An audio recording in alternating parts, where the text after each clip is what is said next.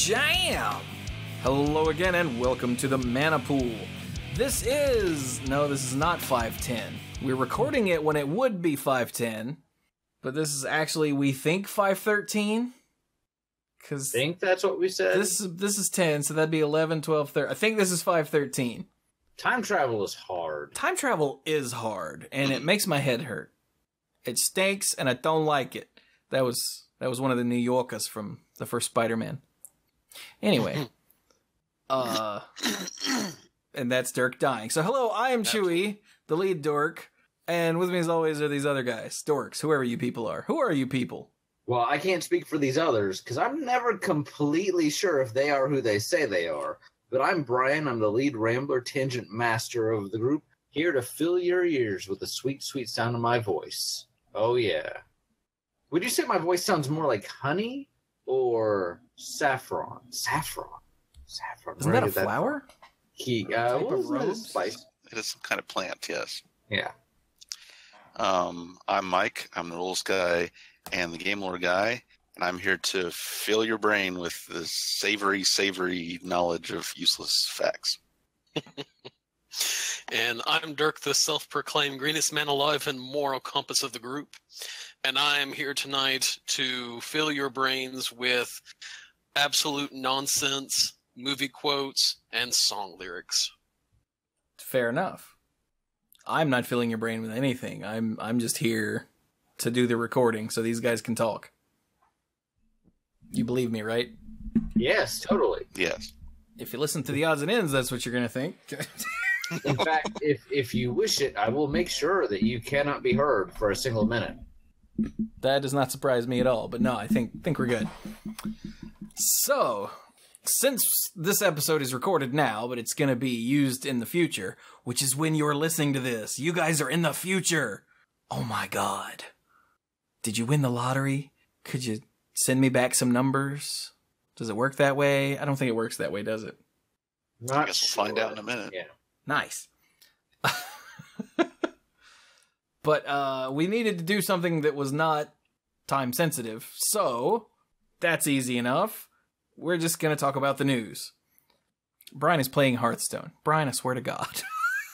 I've been so close to this daily quest, and I keep running into paladins. Imagine that. By the way, listeners, I hope you enjoyed the Nerf report that Mike and I will record in the future, but not so far in the future as you. So it's your past and still our future. God, time travel is weird. It's hard, man. So no, but I'm here. I am fully prepared for today's topic. So, and if this mage would just go ahead and give up. Wait, what's that secret? Oh no. Anyway, I'm here. I'm here. Time sensitive. Yes. We're just gonna read off tournament results because those don't really matter. I like vehicles. Yeah, you do.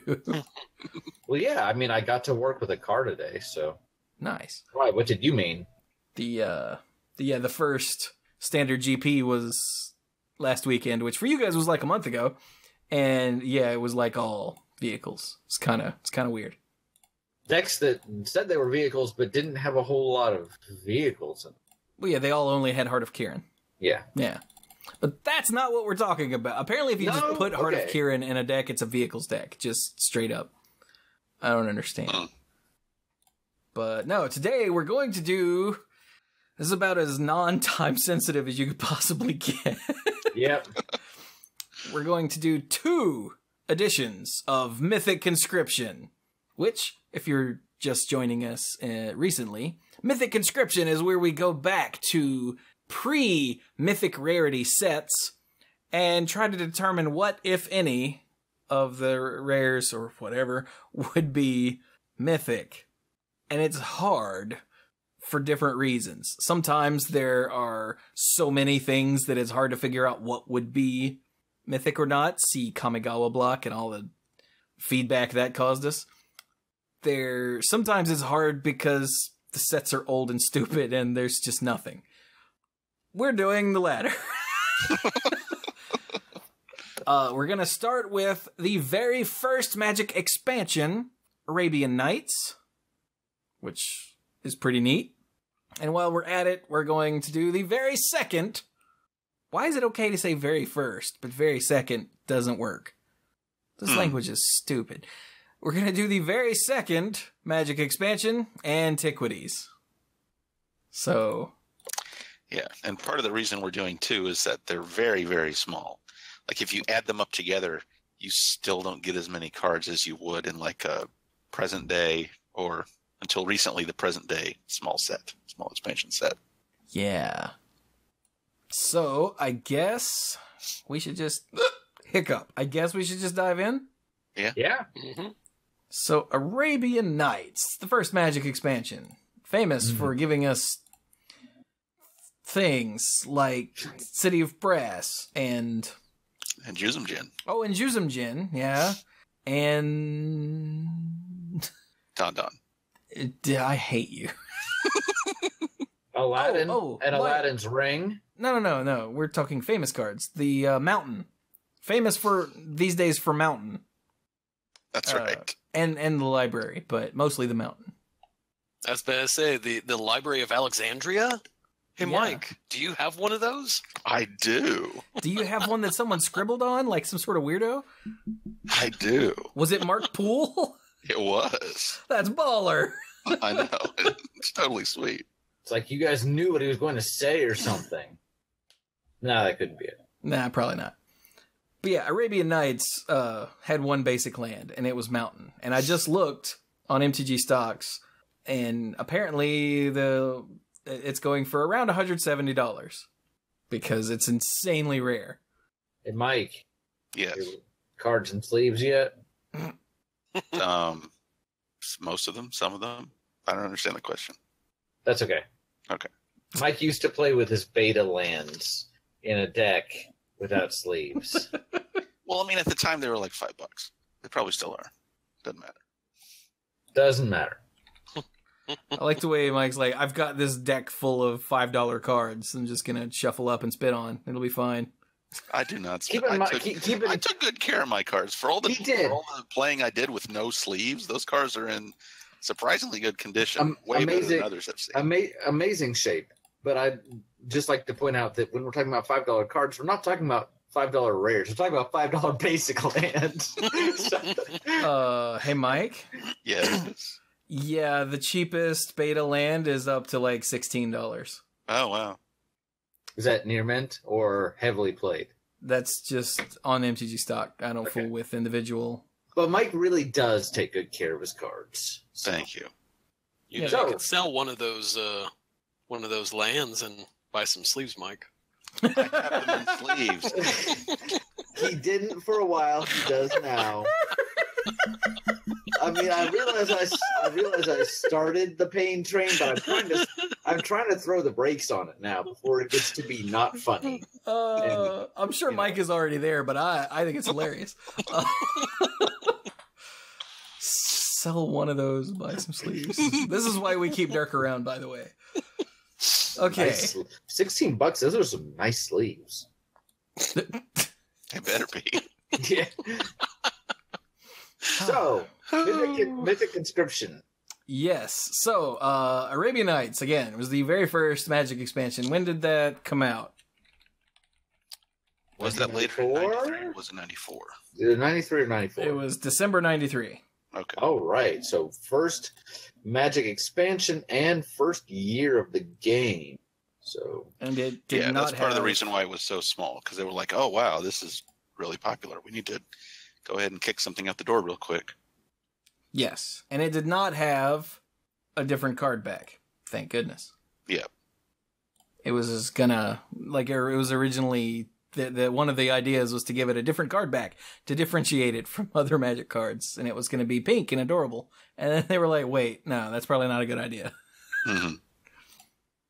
Because card sleeves weren't a thing yet. It's interesting because it was kind of like that. The idea came from the mindset where you had board games with card elements that also had expansions to them. And some people might not like a certain expansion, so they don't. So they'd rather not play games with it. They'd rather just shuffle up the base game or the base game plus a different expansion or something like that. So that was part of the thinking behind, okay, let's just give them a different back so they're easy to identify before a game starts.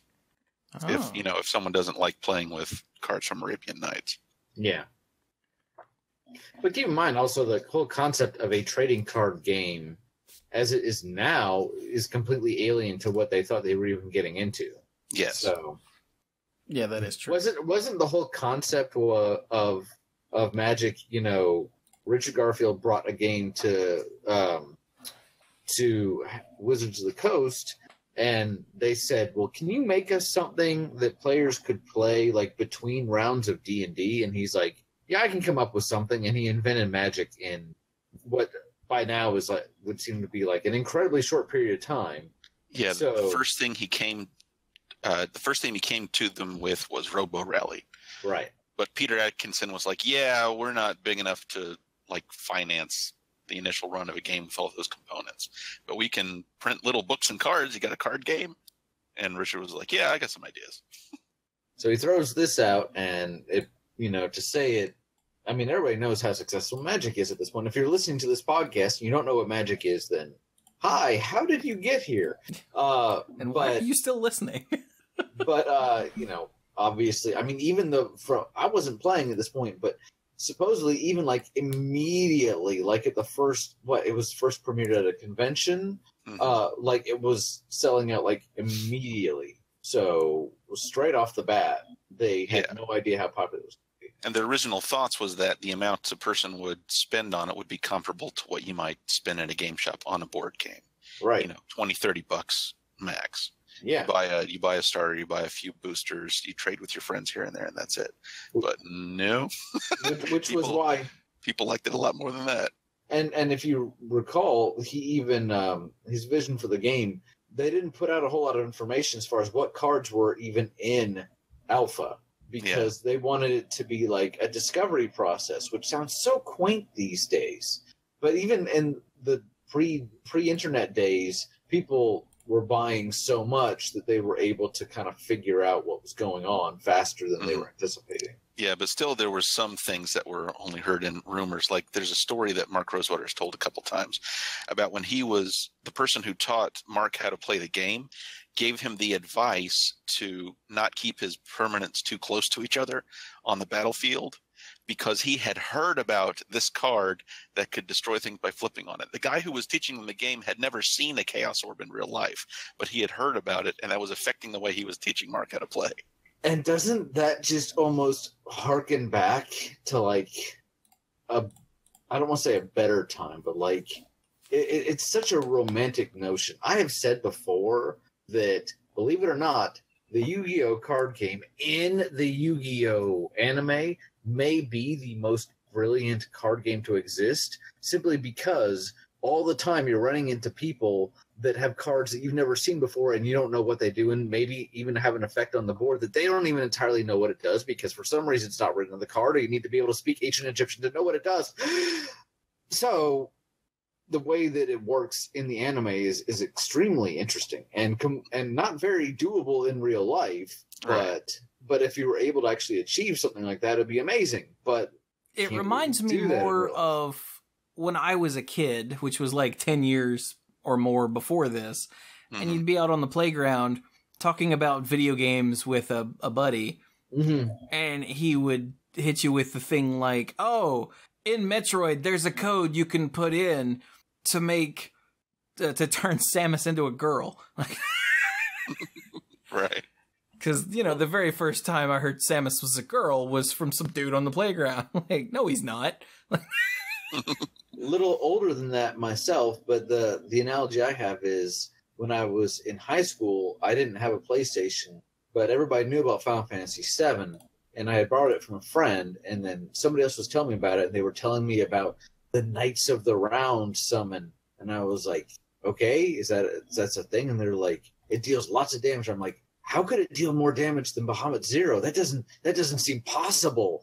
How could this be? Is it over 9,000? But it was, in my little brain, it was like, I don't understand, because the first time you hear about a summon, either in some of the later installments, breaking the damage cap like Eden, or dealing more than one hit like Knights of the Round, you're like, mind blown.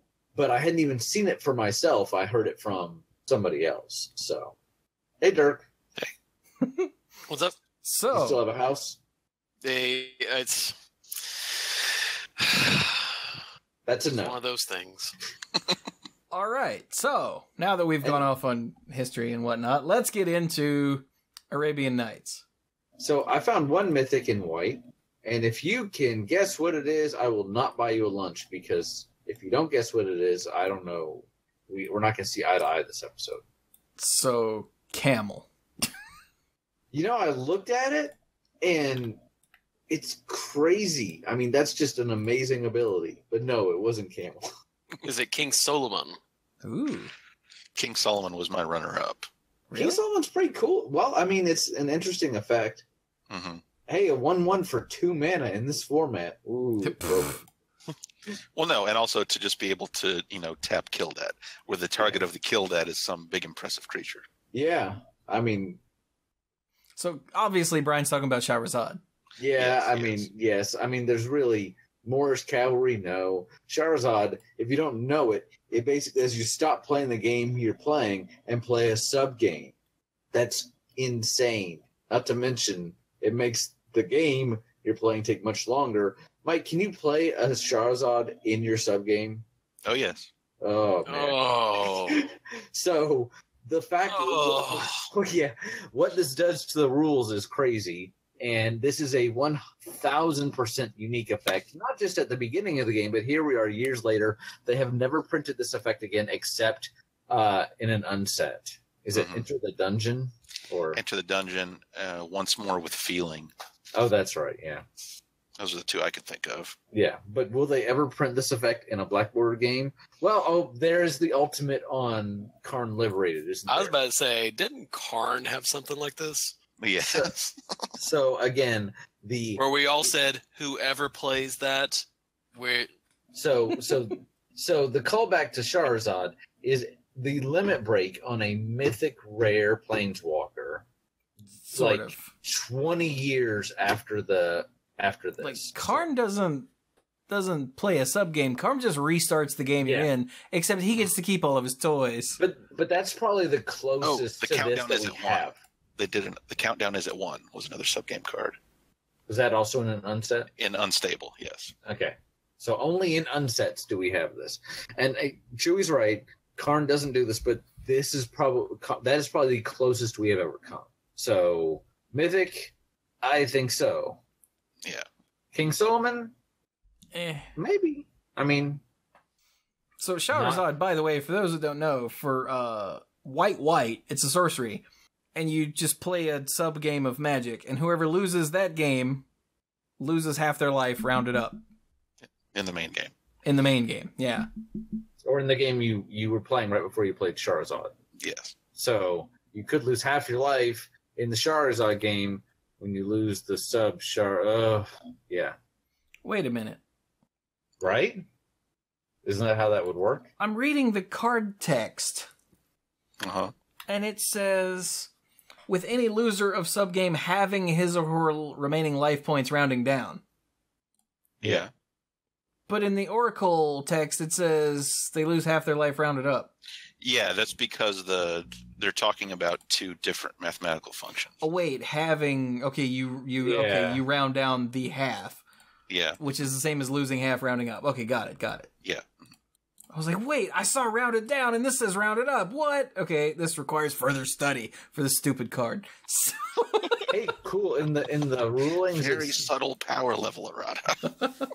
in the rulings here, the ruling in July of 2007, it says at the end of a subgame, each player puts all cards that they own that are in the subgame into their library in the main game, then shuffles them. This includes cards in the subgame's exile zone, which makes sense, but it's just trippy. This is a weird card.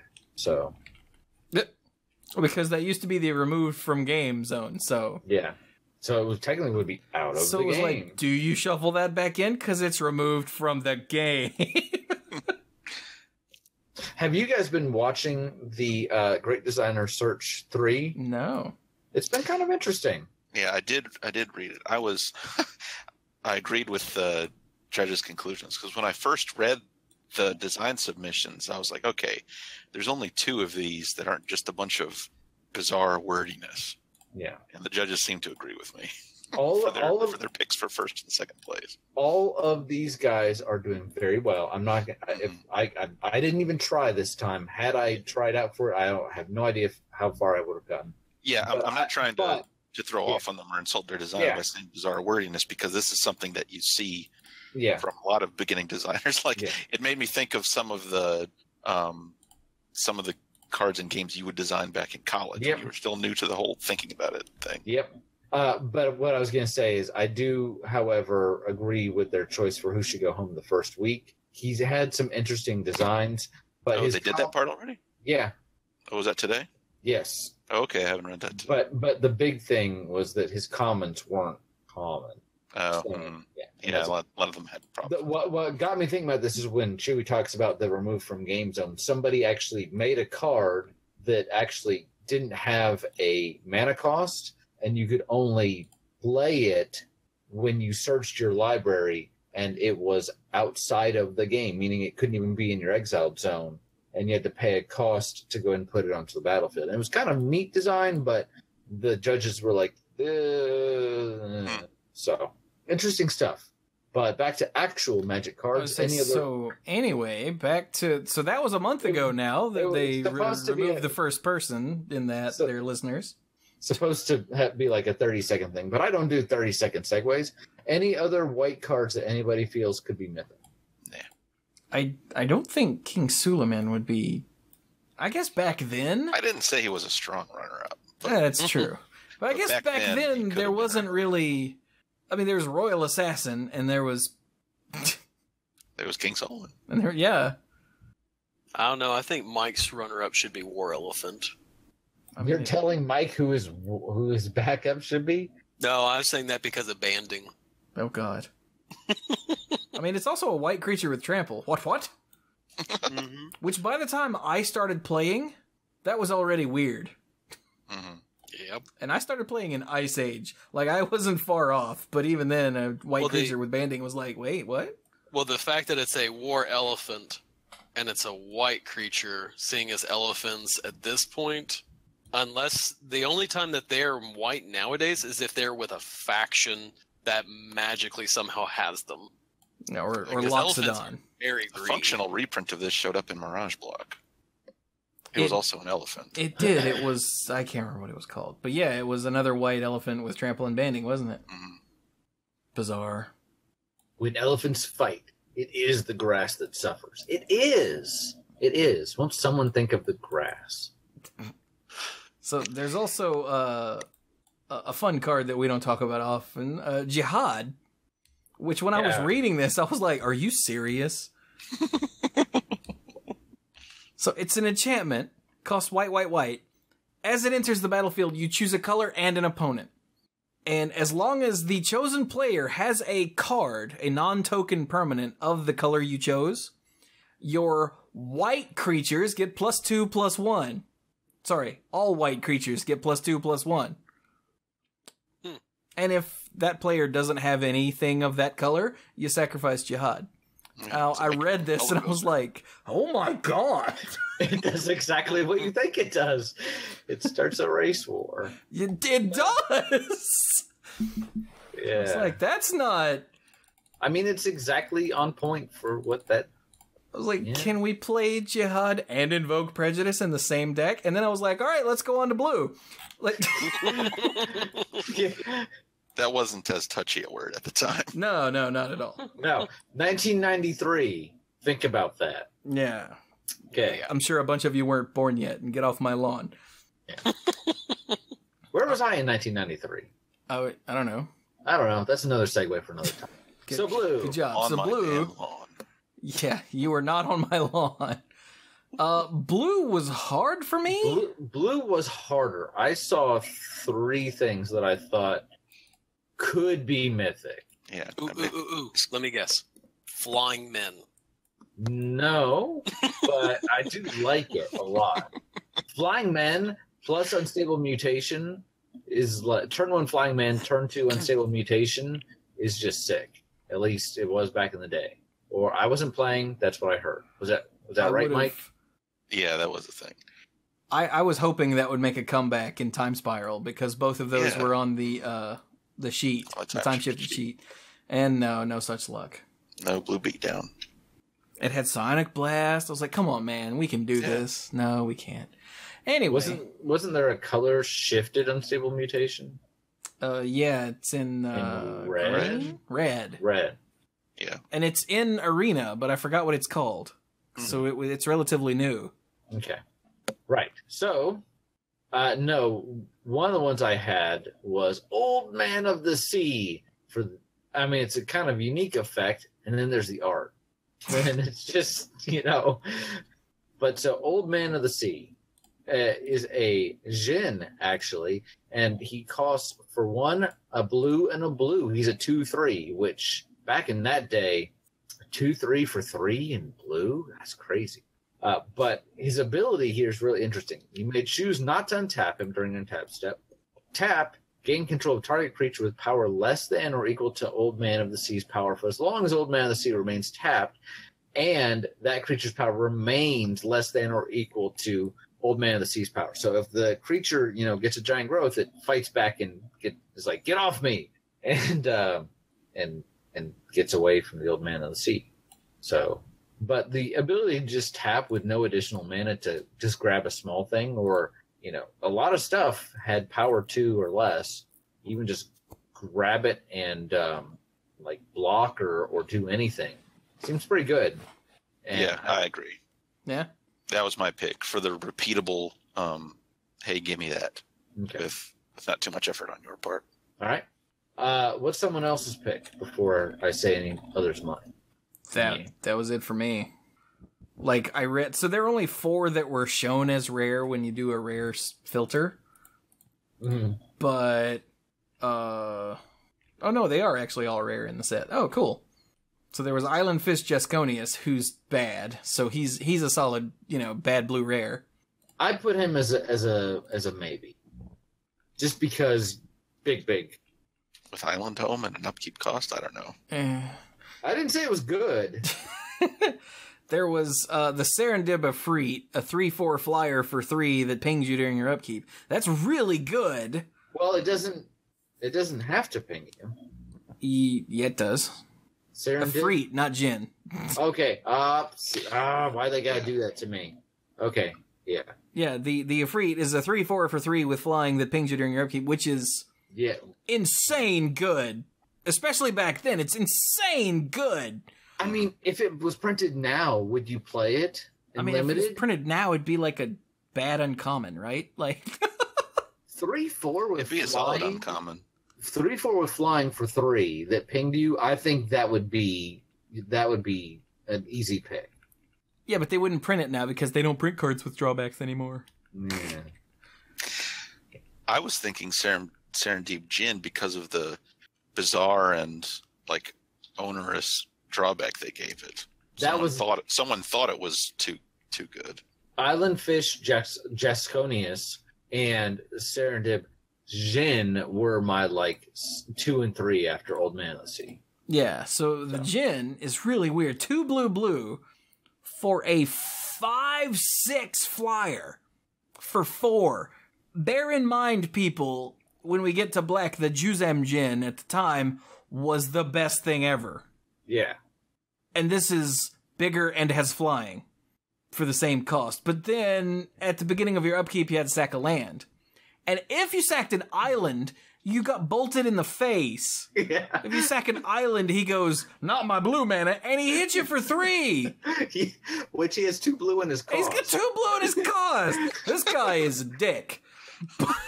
And keep in mind, if you sack a volcanic island, well, that's an island, so punch face.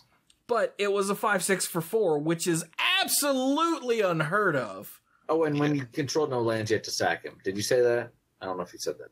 That's really weird that that's on here, because if you control no lands, then at the beginning of your upkeep, you can't...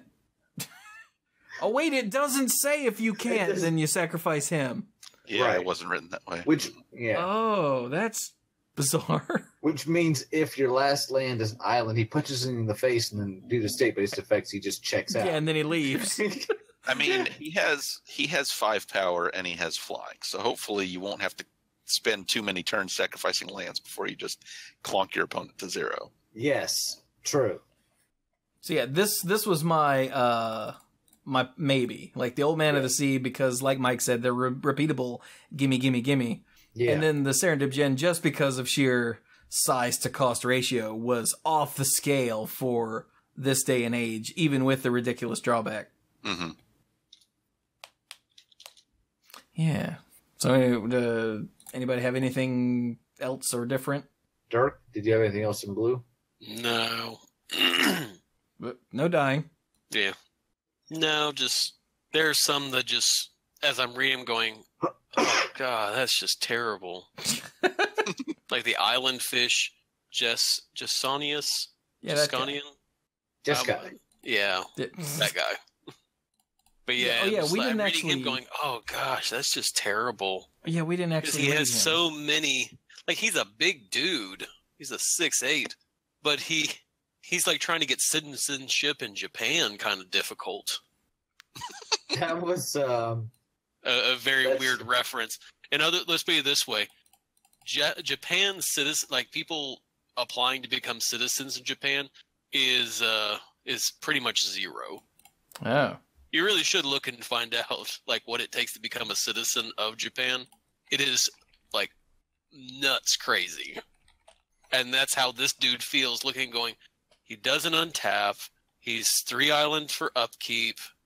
He can't attack unless defending player has an island. And if you control the islands, you have to sacrifice him. It's like, oh gosh. Oh, wait, hey Mike, did they remove Island Home from? Yeah, Land Home just isn't supported anymore. Okay. Because they only there were only some creatures with Island Home and 1 creature with Forest Home. Otherwise, the only way to get instances of the other Land Home abilities was to use Magical Hack. Yeah, whichever one changes land types. And it was just kind of dumb. They didn't want to use it anymore anyway. Okay. They didn't even use it consistently when it was a thing. Gotcha. So yeah, he's a 6/8 for 4 and 3 blue. He doesn't untap. You have to pay 3 blue during your upkeep to untap him. But then he's got Island Home, so that means he can't attack unless the defending player has an island. And if you have no islands, you sacrifice him. So like he's big, but he's really bad. Yeah. Yeah, he was my second because I thought, it's big enough to make you go, whoa. And when you see it in your booster, you go, whoa, that's huge. Can I use this? Is there a way to turn their lands into islands? Can I? It seems impressive, even if you later realize, But hey, it's a fish the size of an island. Yeah, and sadly, it doesn't tap for blue mana. Womp womp. Get it? Island. Anyway. Yep. Yeah. Sorry. That would have been a nice touch. It would have, yeah. Wow, somebody needs to get on that. An actual island fish. So then we go to black. Okay. I actually... Not all of these are great, but once again, I found a couple that I really liked, that I thought had at least interesting abilities, kind of unique abilities, and I'm trying hard to divorce myself from history, because if I'm going by history, the only one here that was even close would be Juzum Jin. I think their own awareness of the hype train for Juzum Jin, they might have done it. Pushed it a little bit. They were aware he was really good, and I think they were aware I think they had a feeling he was going to become popular at the very least. He even became kind of like a secondary mascot for the game for a while. Well, and I'm not saying he can't be. I'm just saying that, I don't think that we should just say him and move on, because I think there's some others here that are kind of interesting. Oh, yeah. I have another one that I definitely want to mention besides Juzum Jin. So, yeah. Juzum Jin. Or if you're from the south, he's Juzam. If you're nasty.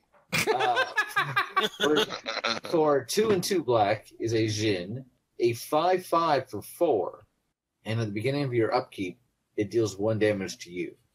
But it's going to kill the opponent a lot faster than you. That 1 life, don't even worry about it. It's big, it's scary, it's extremely efficient. And it's not just efficient in oh look, seems pretty decently costed, but ultimately you're going to sack all your lands and all the cards in your hand. It's a very minimal cost, and the stats are crazy. So, yeah. Yeah, and like the guy from Legend wishes he was this awesome. I don't know. Tim Curry looked pretty awesome in that. They did a lot of for other issues with that film, and there are some. My God, that was Tim Curry, wasn't it? It was. That's why he was so awesome. Blown. For all the other, and there were some issues with that film. He was, and the makeup there and the visual effects were pretty darn good, especially for the time.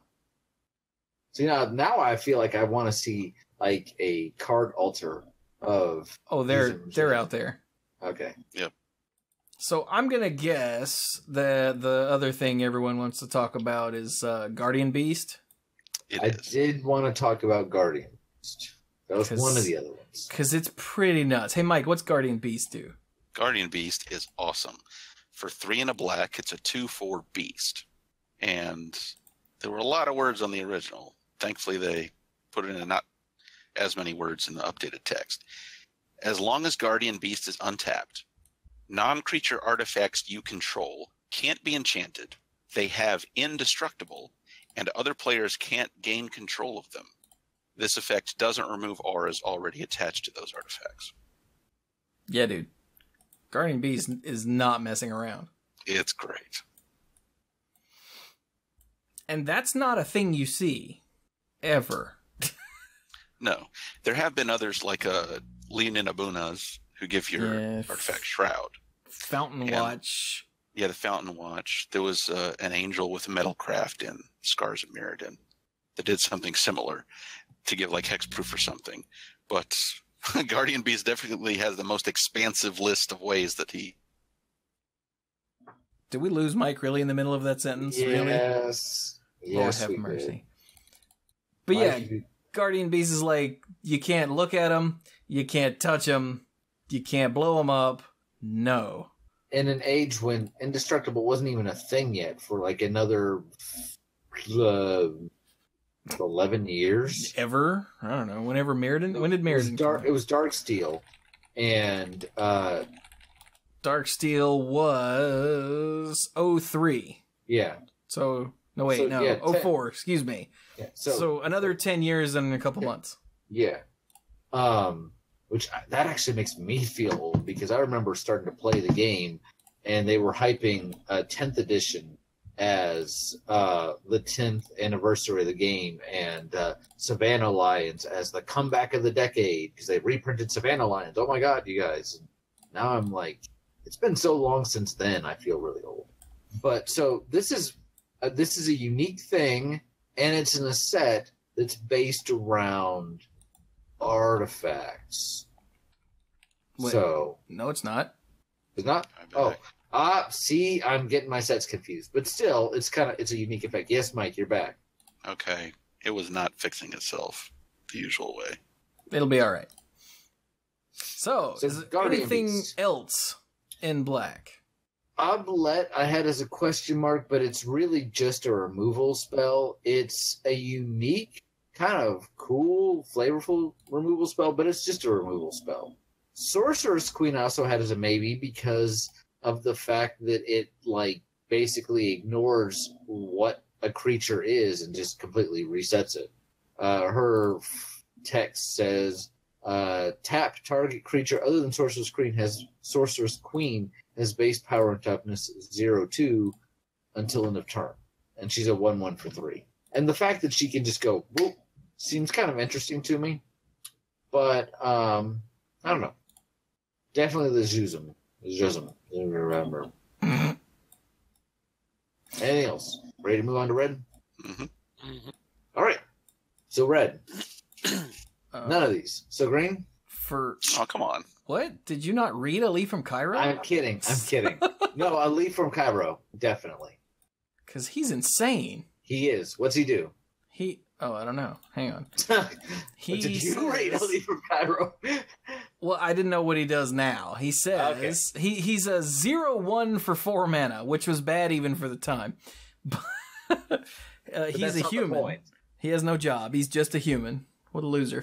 And Really? damage that would reduce your life total to less than 1 reduces it to 1 instead.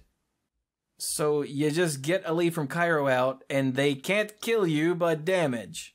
Granted, Right. he's a 0-1, so he's pretty easy to kill. But against the deck that just can't remove him for whatever reason, you technically can't lose from damage at all. And at this point in the game, Mike, correct me if I'm wrong, the way you lose is either damage or decking yourself. Yes. There weren't any alternate win conditions. And Millstone wasn't even in And the poison game yet. Show up until, wait a minute. Were there poison cards in the base set? Or did that not show up until Legends? I don't remember. Poison cards? I don't think so. Don't think so. Doesn't look like it. Okay. So yeah, I agree with Chewy. I think Ali from Cairo is mythic. Yeah, I mean, this is an effect that didn't happen again until, what, Worship? Yes.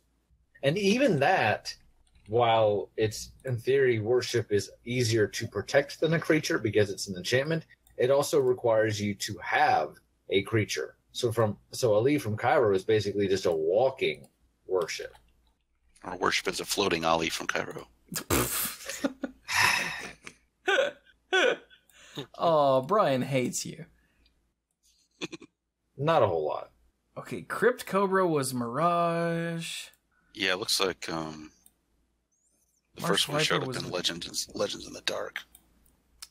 Yeah, Marsh Viper was the Dark. Was Pit Scorpion? Scorpion was Legends. Legends, okay. So was Serpent Generator. Okay. I didn't think so, but now I had to go check because I didn't know. All right. So that was easy. What about anything else in red? The only other one I had as a maybe, and I know we're trying to keep moving, was the Jin. Somebody else pronounced that. Mijay Jin? Yes. Oh, that's cool. Say that again. Mijay Jin? Nice. Can we just get an audio clip of him saying that and just repeat it over and over? Mijay Jin. That's interesting that you mentioned that because Edwin Frida's a lot better. Yeah. Yeah. I just saw the 6/3 and I'm like, yeah, but then it's also for 3 mana, for 3 red mana, all red. It's a 6/3 Jin, and whenever it attacks, flip a coin. If you lose the flip, you remove it from combat and tap it. So if it wasn't ready tap, but you extra tap it, I guess. So what's the Ifrit do? Edwin Ifrit is kind of like the mirror to Mijay Jin. For red, it's a 3/6, and its ability says whenever Edwin Ifrit blocks, flip a coin. If you lose, remove Edwin Ifrit from combat, and it can't block this turn. And creatures it was blocking that had become blocked by only Edwin Ifrit this combat become unblocked. So you basically undo the block if you lose the flip. It's a weird card. Yeah. Those are both very odd cards. But I don't think either of them are mythic. No. I would say Aladdin for a similar reason to Old Man of the Sea, because it's repeatable permanent stealing. So for 2 red, Aladdin is a 1/1 human rogue. Ooh. With an ability, 1 red tap, gain control of target artifact for as long as you control Aladdin. Wow. Yeah. Okay, yeah, I can see that. For some reason, I don't think because it's artifacts, I don't think I paid as much attention to it. Mm-hmm. I saw it and I was like, And then I thought to myself, okay, I made the mistake with Guardian Beast of thinking I was doing Antiquities. I wonder why. And so I was like, okay, well, there's not too many artifacts here. So I kind of dismissed it a little bit, but I definitely like the reasoning. So. Yeah. Okay, so anything else in red? No. Yeah. Curd Ape is awesome, but it's Curd Ape. Curd Ape is awesome. Yeah. So green? So green. So green. Drop of honey. What I got. That was on my list as well. All right. For a green. What were you I going was to going say? to say I wasn't entirely sure, but yeah. Even early in the game, I don't know how much creature destruction green got, even before they really had the color pie all figured out. So I thought the fact that this is repeatable, let's go into what it does. For a single green, it's an enchantment. At the beginning of your upkeep, destroy the creature with the least power. It can't be regenerated. If 2 or more creatures have tied for least power, you choose one of them. When there are no creatures on the battlefield, sacrifice Drop of Honey. So the fact that you can do this over and over and over again, and really kind of set, while you're subject to it as well as the opponent, if you're the one playing it, you should be setting yourself up so that you're getting the best effect out of it. Seems like a fairly unique effect. I'm not as familiar with cards from the beginning of the game, but I don't see that happening on a lot of other stuff. So I'm like, it definitely gets my attention. Was it Balance? Was the white version of this? No, Balance did a bunch of stuff all at the same time. It hit creatures, it hit lands, and it hit cards in hand. Whereas this, what was the one that's a different colored version of this one where peripheral nodes, porphyry nodes, yeah, that showed up in Time Spiral Block. I think it was Planar Chaos. Yep. So much later. And that was a rare, but there also were no mythics at that time either. So, not to say it would have been mythic, just can't use the whole, it was reprinted basically as a rare later. So, but other green cards? The only one that really stood out to me was If Biff Ifrit, since it has an activated ability that any player can activate, which is the first time this was done. Oh, If Biff. And it's also an efficient green creature with flying, which is not common at all. He's so dapper. So for 2 green, it's an Ifrit, a 3/3 with flying. It has an activated ability for just 1 green mana. If Biff Ifrit deals 1 damage to each creature with flying and each player, any player may activate this ability. So if your opponent is also playing green, they can go, okay, and just shoot it out of the sky along with dealing you 3. Yeah, because it damages itself. Right. But they also have to be playing green for it. It's weird. I could see it maybe being a thing. Yeah, when they brought back the any player may pay this back in, Prophecy or something? Mercadian Masks. Oh, those are actually uncommon creatures. Yeah, so they were all kind of whatever and dumb, but this one is an original, so I can see that. And of course, there is the ever-present Urnam Jinn, which, again, sort of like Brian said earlier with the Juzam, it's hard sometimes to separate history from what you're looking at. Yeah. Because the Urnam Jinn is a 4/5 for 4 that gives an opponent's creature Forest Walk every turn. Just, hey, that has Forest Walk. But it's super efficient and was the cornerstone of the Urnam Geddon decks. But I don't think it's mythic. Yeah. No. Yeah. But we're looking at it. We saw it. All of you going, what about the... No, it's not mythic. Sorry. What about Desert Twister? It's really weird. Like, I don't think it's mythic, but it's really crazy, right? It's a blank check removal spell, which is crazy, but it's an uncommon or rare, depending on the set. And it's in green, which now we have the understanding that isn't supposed to do this. Yeah. Green isn't supposed to do this, but it kept getting reprinted up through Mercadian Masks.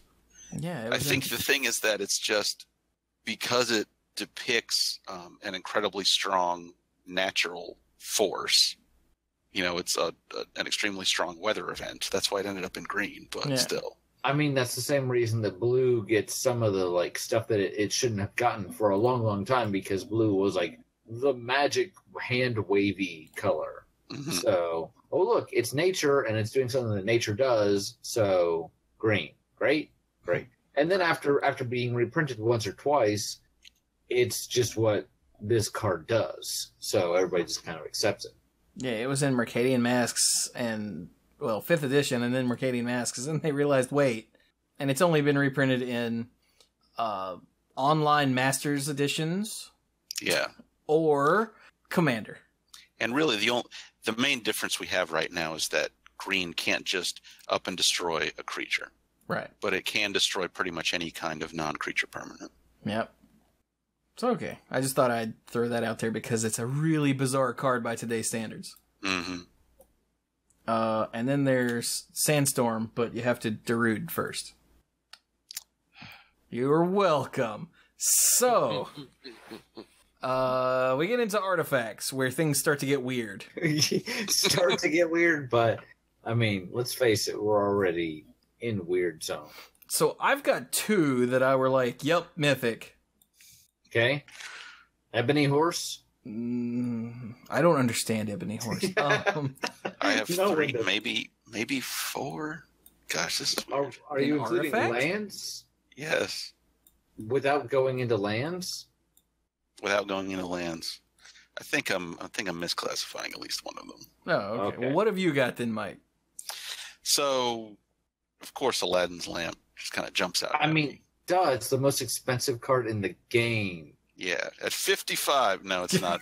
It doesn't actually cost 55. They just didn't have a type setting that would let them put the number 10 in a mana bubble. But darn, it looks impressive. And Yeah. it actually still is the most expensive card as of that printing, right? Yeah, Pretty sure. Okay. Even at 10 instead of just 55. right. Okay, so what's Yeah, it do? It wouldn't be until Polar Kraken before he got something more expensive. So Aladdin's lamp costs 10. It's an artifact. Pay X and tap. The next time you would draw a card this turn, instead, look at the top X cards of your library. Put all but one of them on the bottom of your library in a random order. Then draw a card. X can't be 0. Oh, so because of the wording of this, it doesn't even actually cause you to draw a card like by itself. So if you did this at the end of the opponent's turn, you would get nothing. Right, because it replaces a card draw. Yes. Ah. So the lamp itself doesn't even draw you an extra card. No, it replaces a draw with letting you look at the top X and pick one. Right. But still, that's pretty unique. And it's big and flashy and expensive, and it's iconic to the set. And even if you know nothing about the actual, Arabian Nights, like the literature this is based on, you've probably heard of Aladdin. So, yeah. Okay. Yeah, we grew up in a Disney world, so yeah. I've been humming the Arabian Nights to myself This entire time. This entire time. Yes. Glad it's You know, not that just actually- me. Robin Williams voiced the merchant, but he didn't actually do the vocals for that song. It was somebody else. Yeah. Huh. So what's another one you had, Mike? The other big obvious one is Ring of Maruf. Really? Your Yeah. roof? I mean, I had Ring of Maruf as one of mine. Yeah, so it's an it costs 5. It's an artifact. Has an ability. Pay 5, tap, exile Ring of Maruf. The next time you would draw a card this turn, instead, choose a card you own from outside the game and put it into your hand. The Wish Ring. I Yes. love how even outside the game is in italics on the original printing of the card. Mm-hmm. Oh, wow, it is. From To really outside the game. Which really tells you that, like, pay attention here, Yeah, that's mythic. Oh, yeah. Because it's a Wish Ring. Yes. That's crazy. Mhm. Yeah. Just want to point out those are not what sandals actually look like. But, yeah, Why are you making fun of Abdallah's sandals? because those do not look like sandals. Also, Also, like, was this the only time, the first time anything, this was obviously the first time anything interacted with outside the game. Did we get any more until the Wishes? I'm sure there was something in Unglued, but Okay, well, those don't No. count. yeah. No, there couldn't have been. could you even do a gather search for that now? Because it probably would go Outside the by. game? Yeah, I mean, those are the words they use. I'll look it up real quick. You guys keep going. I do want to throw in City in a Bottle. Yeah, that was my other one. I had the ring in the city. Because we talked about, when we did Homelands, we talked about the chime, right? The Apocalypse chime. Yeah, the Apocalypse Giant. So, So I've got since I'm looking that up, why don't you tell them what the City in a Bottle does? Somebody. Oh, I'm already looking it up. Outside the game. Yeah, there's nothing. It's just the Wishes and Uncards and a few more printed after the Wishes. Like Research and Development and Copes from the Blind Copes. Eternities. That's the one, yeah. Hmm. Okay, so yeah, the City in a Bottle blows up everything from the Arabian Nights expansion. And Well, oh, wait a minute. That's a weird wording. Yeah, keep going. So Sitting in a bottle for 2 mana. Whenever another non-token permanent with a name originally printed in the Arabian Nights expansion is on the battlefield, its controller sacrifices it. And players can't cast spells or play lands with a name originally printed in the Arabian Nights expansion. Oh, so it doesn't blow them up. It just doesn't let you play new ones. Well, it says it is on the battlefield, so whenever another something is on the battlefield. So it does take effect right away. Is on the battlefield. Okay, so it blows them up, and B, it stops you from playing anymore. Oh wow! Yeah, it's just a weird wording because of the original way the card was written. But that's fairly powerful. Mountain was actually printed in Alpha, right? So yeah, I hope so. But yeah, this card and Apocalypse Chiming Golgothian Silex used to be based on expansion symbol. So in Arabian Nights, Mountain would actually get hit by City in a Bottle. But eventually Wizards started to realize that was a problem. It wasn't too long after, they had issued a couple reprints of the core set that brought in cards from expansions, and that they had printed Chronicles. With Chronicles, it wasn't as much of a problem because they preserved the original expansion symbol. But like 4th and 5th edition, they realized, this starts to break down. We can't have this be based on expansion symbols because that means different printings of the cards will start working differently in game, which is not what we want. You can actually do something like this effect with watermarks now. But the question would be, would you want to? Because you're also telling people, here's a cheap artifact that encourages you to not play with any of the new stuff. We want you to buy boosters of this new stuff, right? So here's something that blows them all up. Mm-hmm. Go buy it. Hurry up. So yeah, Sitting in a Bottle, I think is definitely a mythic. Dark, any thoughts from you? No. The only ones that I saw that I thought were kind of interesting was it was the ones we kind of joked about and everything was Library of Alexandria. Well, that's a land. Oh yeah, I know that. Hey, never mind. I didn't really see they're all so the bad. artifacts are really just all over the place for me, and they have so much text on. Jeweled Bird goes to call. Yeah, I actually wondered a bit about Jeweled Bird and Bottle of Solomon, but no, they make sense as rares for this set.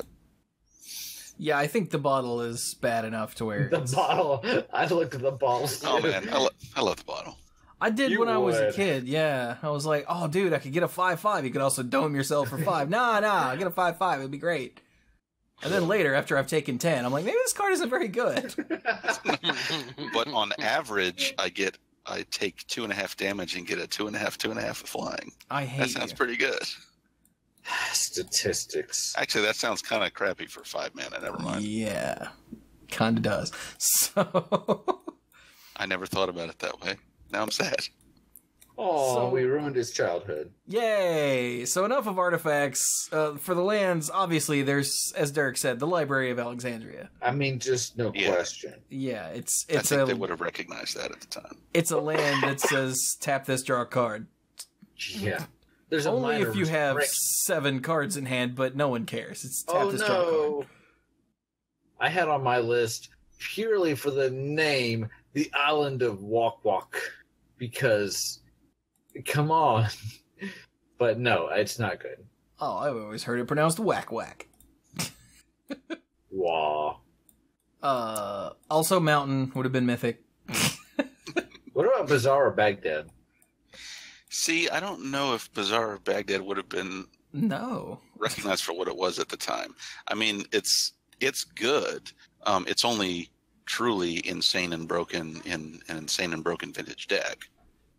Yeah, I think this was a bad card for a very long time, wasn't it? Because you're tapping it to -1 card, and it's not like we had Dredge or completely insane things. I mean, we had Raised Dead. I guess we had, without a lot of strong graveyard interaction, the application is really limited. Yes, you get to draw 2 cards, but like Joey said, you're going down 1 in hand. So okay. I just wanted to ask. I mean, still, if you're counting, the draw step of your turn as another draw, getting the option to, loot 3 times a turn instead of just drawing 1, it's pretty great if you're looking for something specific. But it is a limited application without some strong graveyard synergy.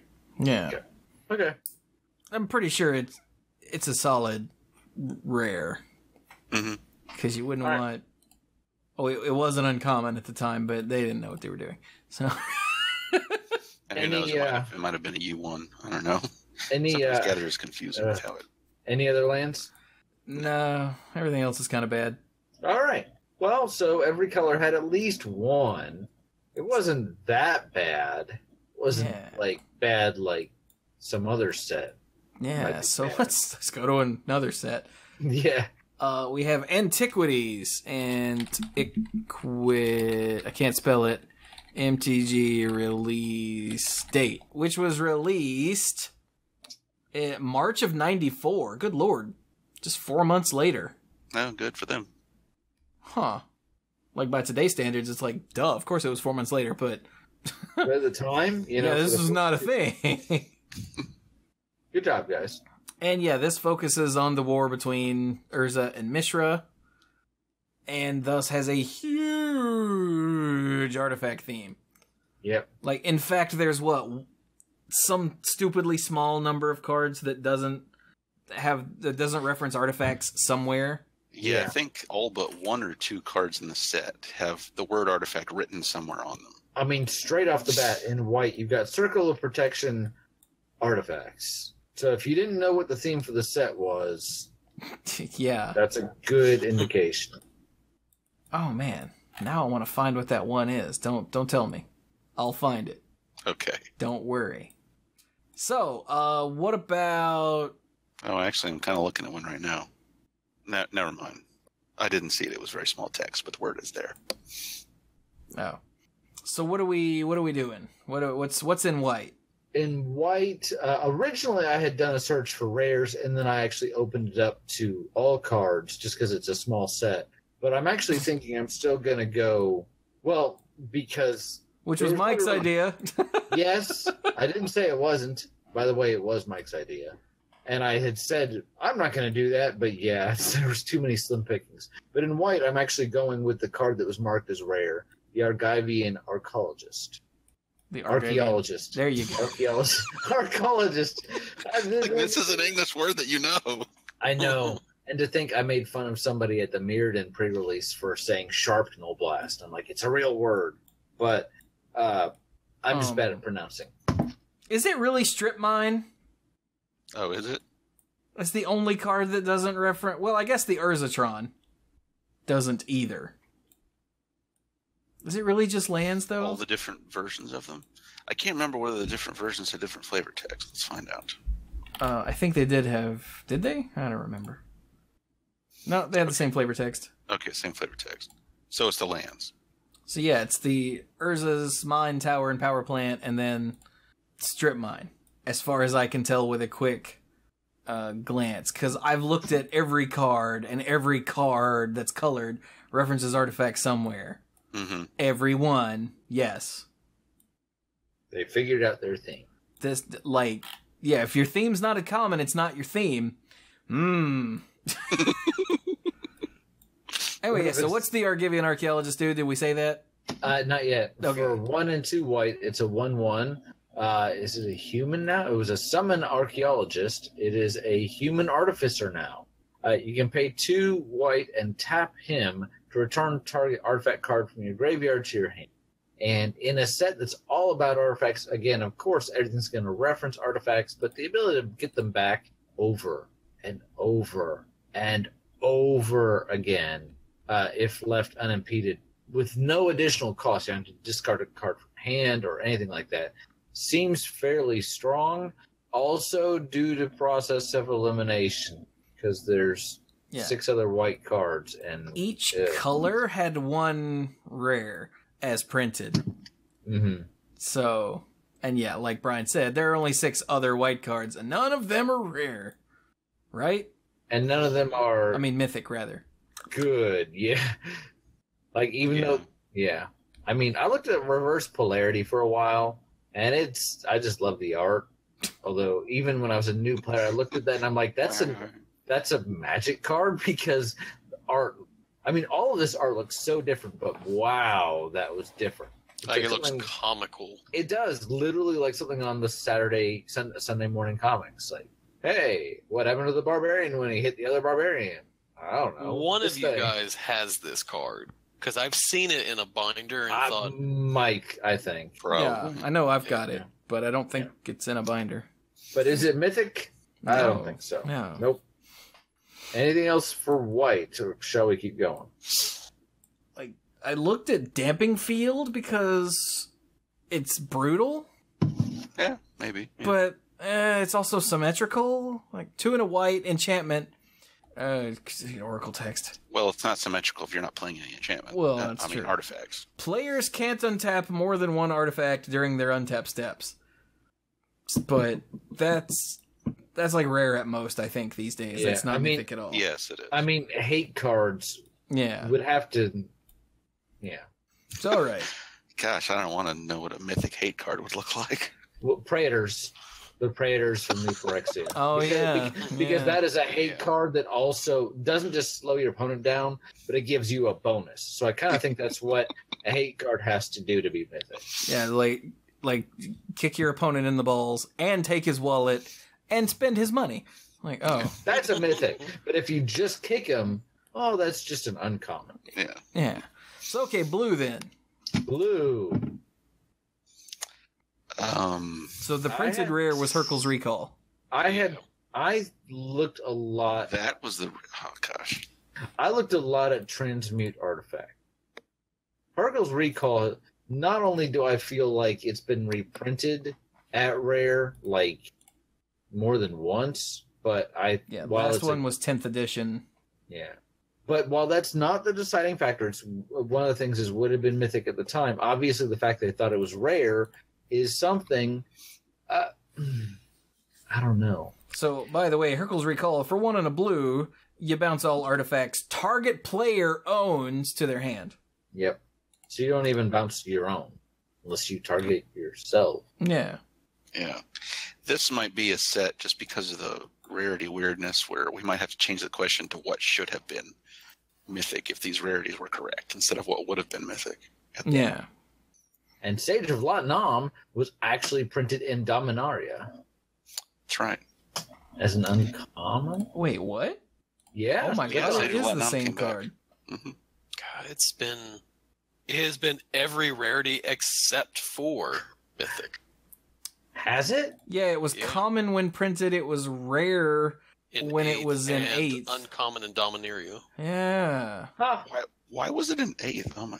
That's really weird. I recognize this art. Okay, yeah. I don't have the. I actually, just because I've been drafting a little bit, I was like, hey, look, Sage of Latnam. That's where I recognize it from. What does this 8th edition art look like? Oh, you. Yeah, we all had some of these. We were like, this guy. Look at all that text on the original. Yeah. Dear God. Yeah. Now it says tap, sacrifice an artifact, draw a card. And look at all that text. Yeah. Yeah. Now That's because the finer points of what it meant to sacrifice something weren't nailed down yet. Yeah. So what I think should have been mythic had it existed would be Transmute Artifact. And this actually still has a lot of words. So I'm going to try and get right to it. For 2 blue, it's a sorcery. Sacrifice an artifact. If you do, search your library for an artifact card. If that card's converted mana cost is less than or equal to the sacrificed artifact's converted mana cost, put it onto the battlefield.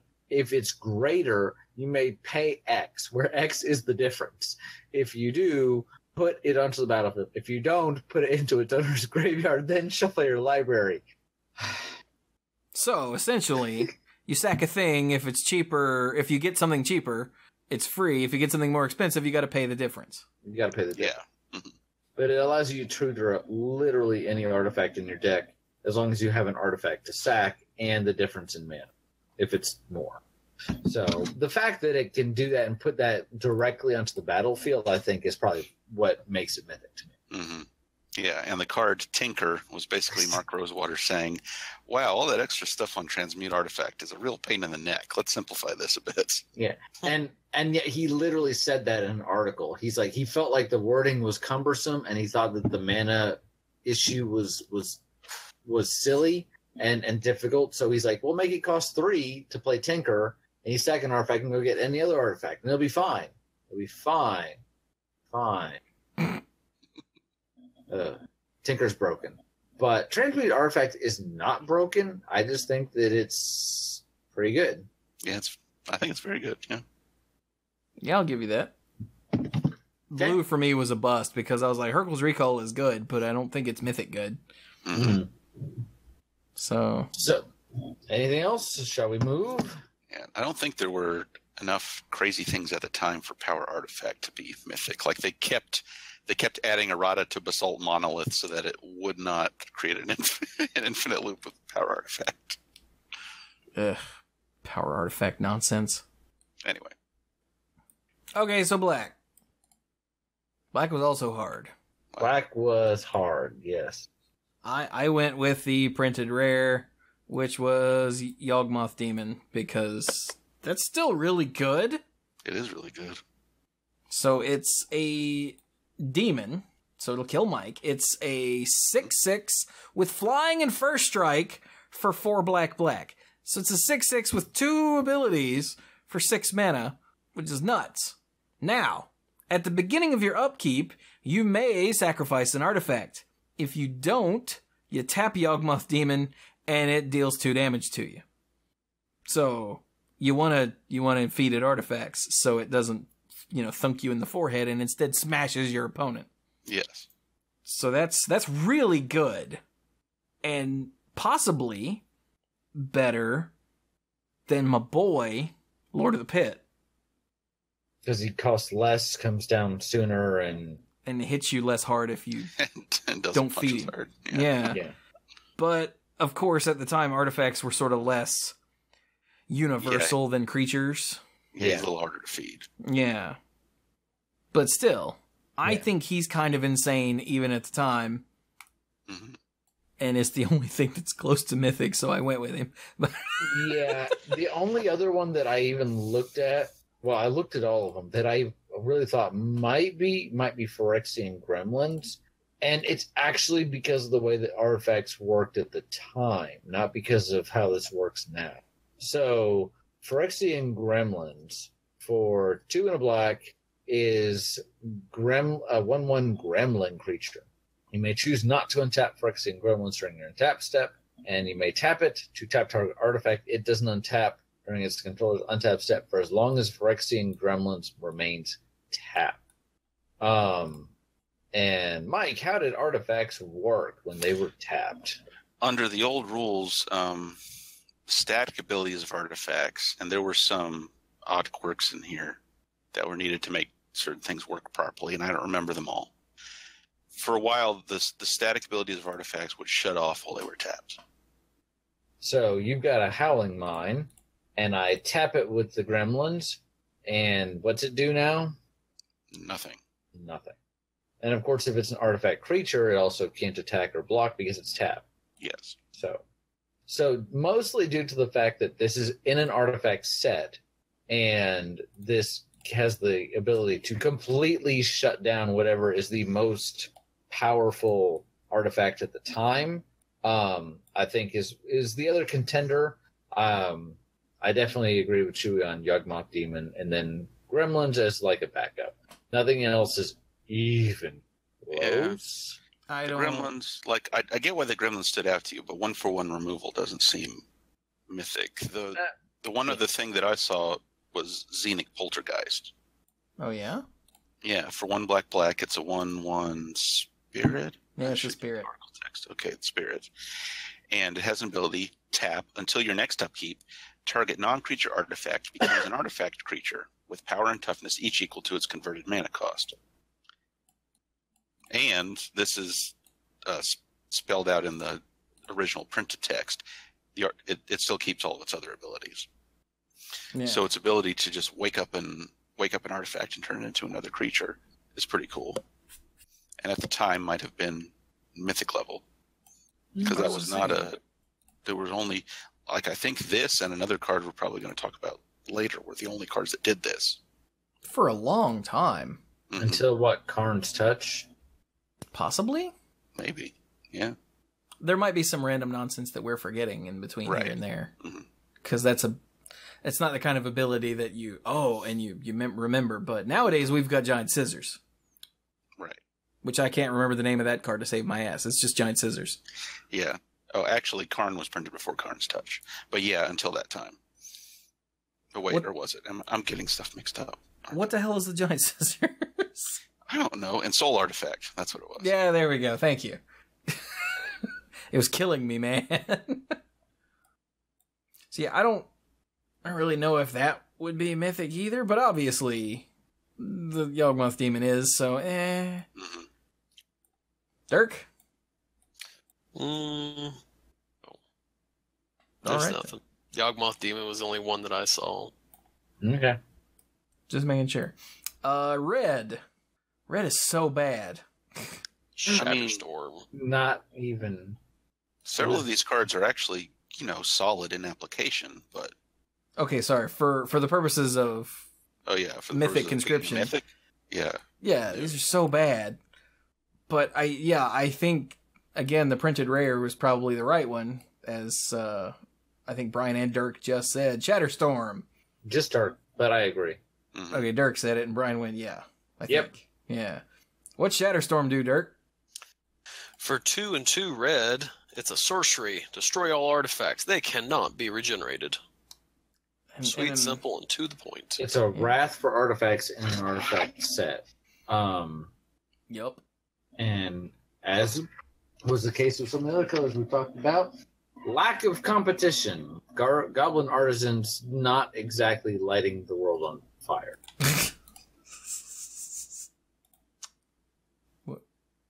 Mike, you still with us? Yes, I am. Oh, okay. I don't know if you fell down the gatherer hole because you were about to go look stuff up. So No. is that good with red? Mm-hmm. Yeah. It's pretty, yeah. So then we get to green. There's the printed rare, which is Gaia's Avenger. What's that do, Dirk? For 1 and 2 green, it's a tree folk that has power and toughness of +1 star. So we'll find out what that means. Gaia's Avenger's power and toughness are equal to 1 plus the number of artifacts your opponents control. Oh, so the opponent's plural now? Cool. Mm-hmm. Oh, hey, look at that. It is. Oh, and the ruling in 04. In multiplayer games, it counts artifacts of all opponents. Thanks, rulings. Because Huh. what we're you gonna do? Be like, you. Yeah. Oh, wait a second. All your artifacts gonna you. So yeah, Gaia's Avenger was the printed rare, but there might be one more. Yeah, Titania's Song Yes. is uncommon in the set, but it's rare in reprintings later on. Yeah. And that one says for 3 and a green, it's an enchantment. Each non-creature artifact loses all abilities and becomes an artifact creature with power and toughness, each equal to its converted mana cost. If Titania's Song leaves the battlefield, this effect continues until end of turn. Oh, well, that's weird. Yeah, I think they didn't want confusing rules weirdness of this, like getting disenchanted in the middle of combat, and then you're sitting there like, how does this work? That makes sense. They didn't care about that with March of the Machines later on. No. I guess But- because the rules were well enough established to tell you what to do next. Yeah, they're not creatures. They're not in combat anymore. Exactly. But yeah, this turned all of the artifacts into dudes that would, murder people. It also had the interesting side effect of blowing up all of your opponents' Moxen and Fountain of Youth. And it also took away their ability. Which is also important. Yeah. Yeah, I had like a Fountain of Youth way, way back when I first was playing Magic.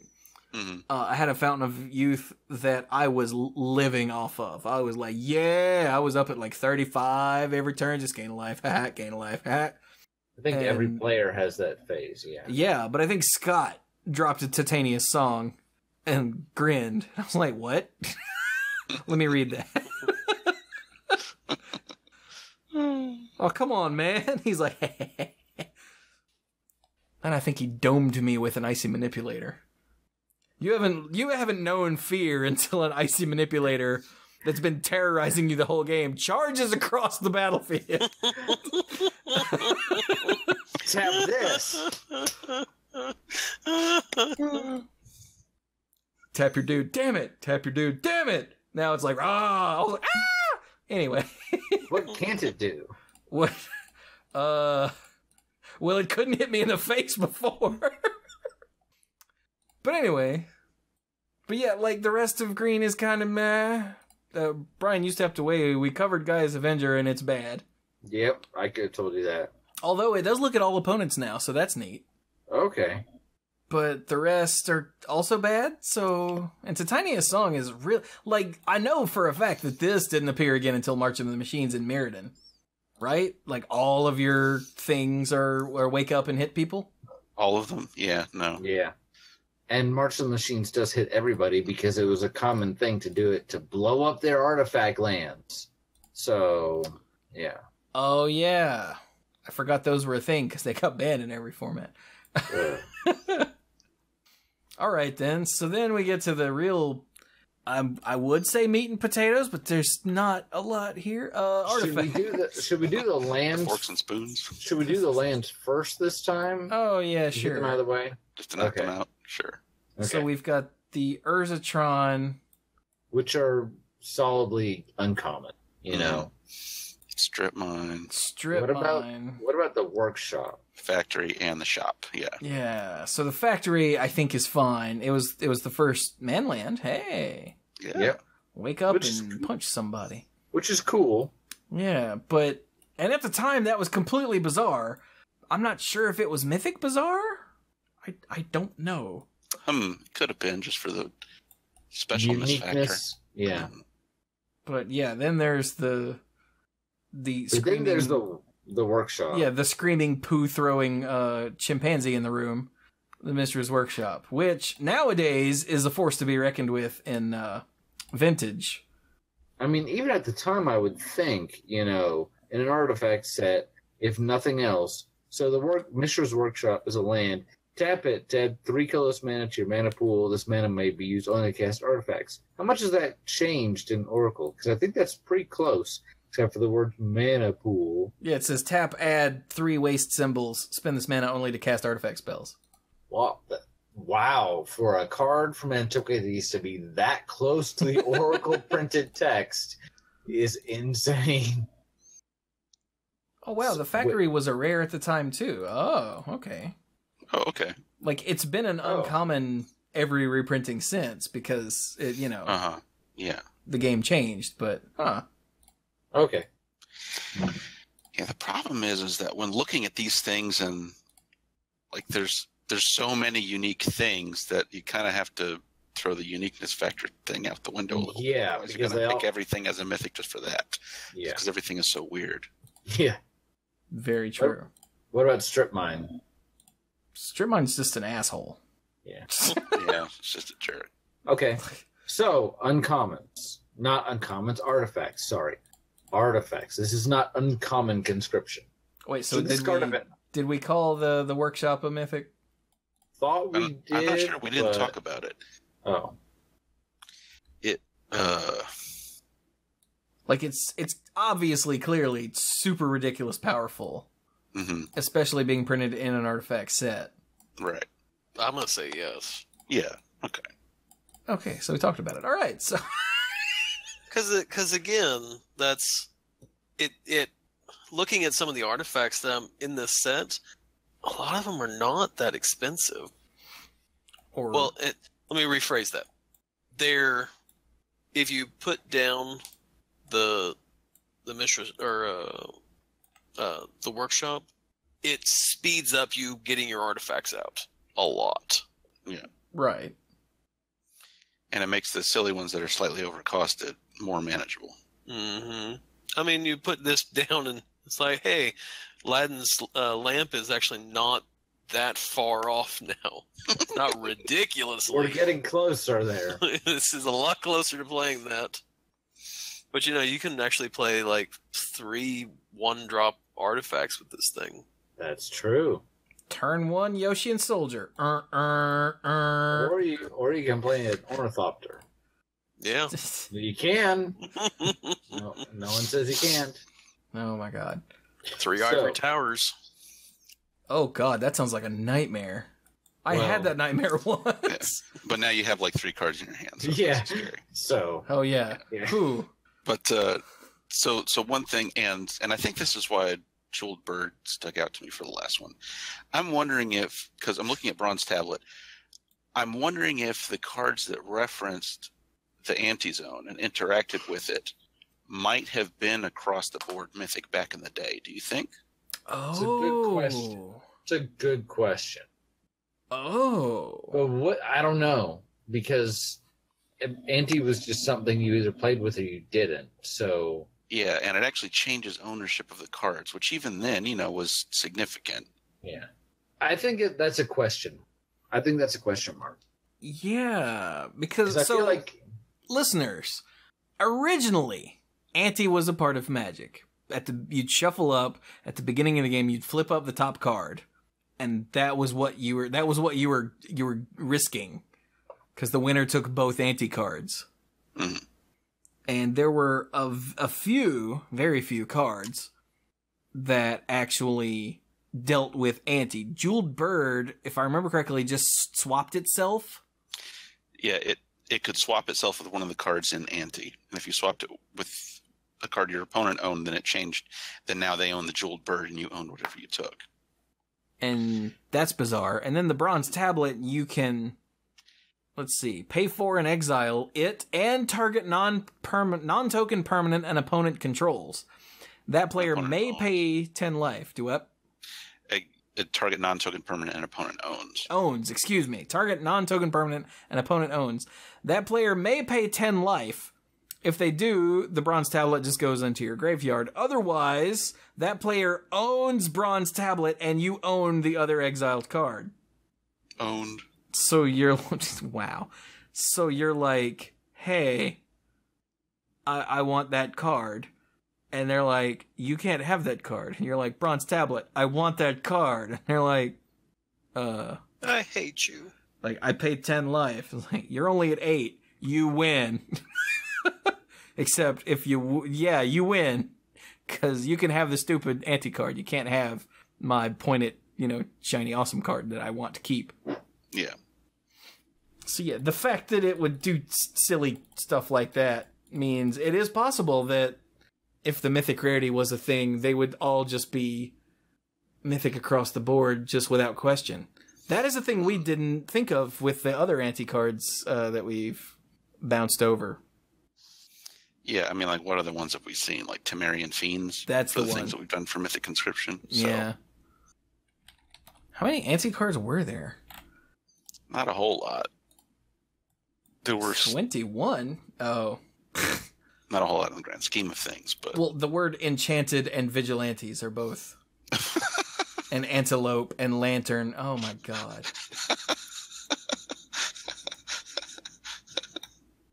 Okay, hang on. Advanced if you search for playing for anti, then it'll catch them all because they all have that clause. They have to remove them from your deck if you're not playing for anti. Okay, here we go. There's the Bronze Tablet, Contract from Below. We haven't talked about Amulet of Quaz. Oh yeah, because we did Ice Age block, right? Yeah. Dark Pact, which we haven't done. Demonic Attorney, which we haven't done. Jeweled Bird, Rebirth, Tempest of Freed, and Temerian Fiends. So yeah, really, Amulet of Quaz and Temerian Fiends are the only two that we've run across and just went, anti. Yeah, Mike does bring up an interesting point that feel free to discuss amongst yourselves because we don't know and we're running out of time. So, yeah, because then also, just one more comment, because then also that would have played into that, low level of information thing where people hear about these, crazy hard to find cards that mess with that ownership aspect even more. You can just take one of your opponent's cards. Just give me that. For real. In real life. Yeah. Which is bizarre and insane. Mm-hmm. And what if, like, one of your favorite cards is in the anti thing, so you're already upset, and then someone drops a bronze tablet and tries to take your other favorite thing? Mm-hmm. So, like, now you not only are you going to be out a favorite thing, but you also really hate your opponent. I guess you'll just have to sit down and trade with them after the game. Oh, that's terrible. So, all right, let's go back to non-anti artifacts. Okay. Ugh. So I think we should start with the obvious one, the Golgothian Silex. Yep, because not only is that basically this set's version of City in a Bottle, kind of, sort of, but it's actually incredibly important to the story.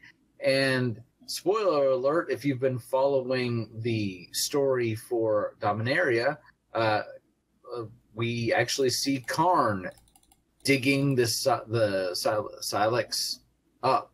Ah. He's going to take it to New Phyrexia and go boom. That is his stated goal. So he doesn't get anything on his shoes while he's there.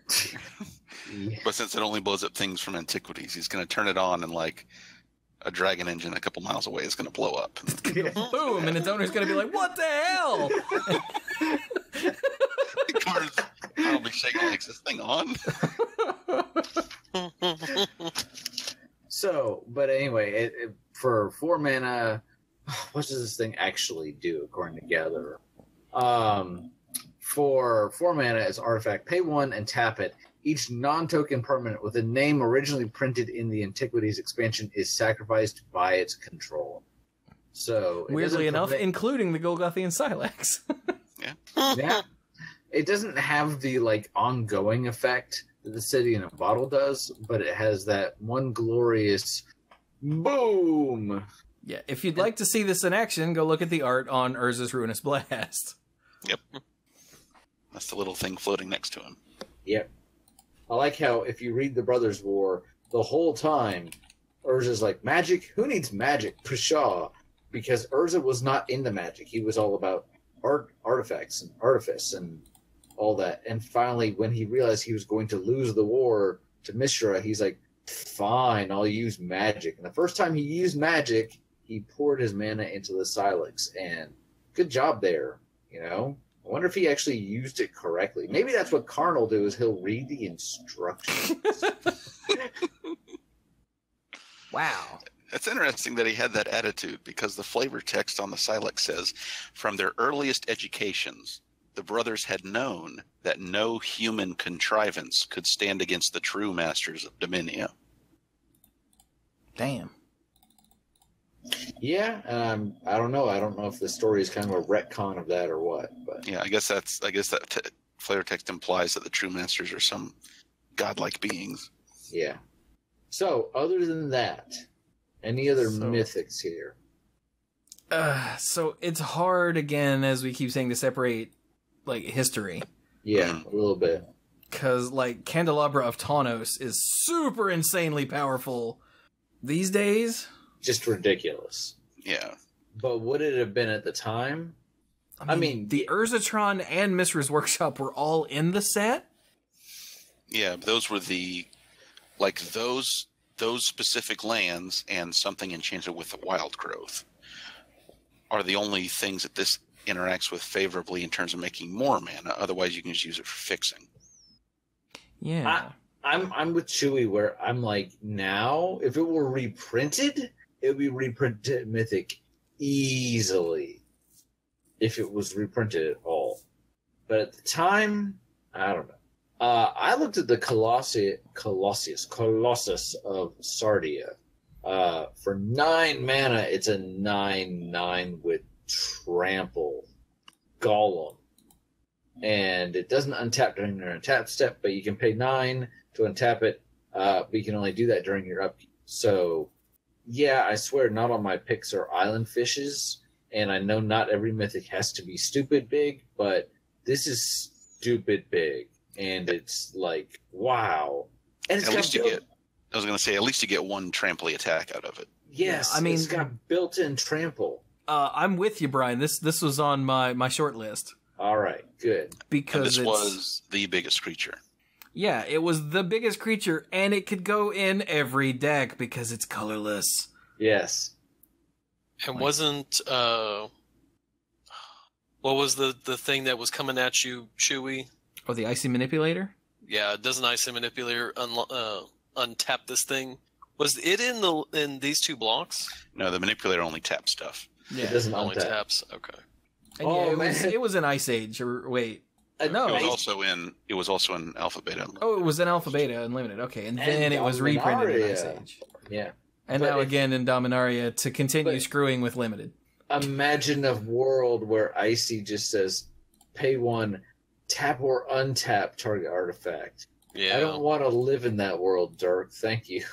Oh. Well, I was think trying to we remember if Icy Manipulator untapped stuff. I knew it tapped, but I couldn't remember if it untapped. Thankfully, it does not untap. I think if that's what it said, Magic would have serious problems, and we might be doing a Pokemon podcast right now. Pika. Sweet. It really All would right. just be the Blizzard Network, is what we would be. Yeah. Oh, we're not already? I'm not playing Hearthstone anymore, by the way. Yeah, I noticed. By the way, since for those that don't play Vintage, Candelabra of Tawnos for 1 mana. Wait, let me read the flavor. The proper text says, "Pay X and tap to untap X target lands," Ah! which is still almost exactly what it says. Wow. Yeah. It just, because it was a mono artifact, meaning Yeah. you could only use it once a turn, And you had to tap it. and you had to tap it to do it, you didn't see the actual... I Well, they didn't have really, the tap symbol. I really love the way the flavor text on the Candelabra is actually true. Tawnos learned quickly from Urza that utter simplicity often led to wondrous yet subtle utility. Huh. There you go. How? Huh. So How about that? So other than those, I kind of struggled. I feel like, I mean, there's a lot of really unique artifacts. We talked about that, about how if we're just looking for like stuff that hadn't been done before, well, this is second expansion in Magic's history. I looked really hard at Urza's Mitre only because I had a hard time picturing Urza as the Pope, but otherwise it's just jank. So I was talking to Steph earlier while we were doing this, and I came across Urza's Mitre. And I'm like, I've never seen this card before. What the hell is this? It's Urza's Mitre. And she's like, what's that? I'm like, the Pope hat. She goes, right. I was like, why does a Pope hat let you pay 3 to draw a card whenever one of your artifacts dies, but not if you sacrificed it? She's like, what? I was like, exactly. What? Yeah. Sacrificing artifacts is wrong, Chewy. But why? And it's a Pope hat. I was like, why is Urza the... Like, everything about this card made my head hurt. That means you're reading it right. Like, damn it, Magic. Look what you've done, how my brain is coming out. But yeah, But like... does anyone actually have another mythic in artifacts? Because Yeah, Mike, you got I anything? Dirk? Anybody? Bueller? Like, I feel like Millstone has historical significance, but mhm, But I don't think that's mythic at all. yeah, no. Wait. Well, Okay, actually. probably not. Probably not. It was like, isn't this the first alternate win condition card? it is because it could speed you toward the other way of winning a game of Magic. Just very slowly.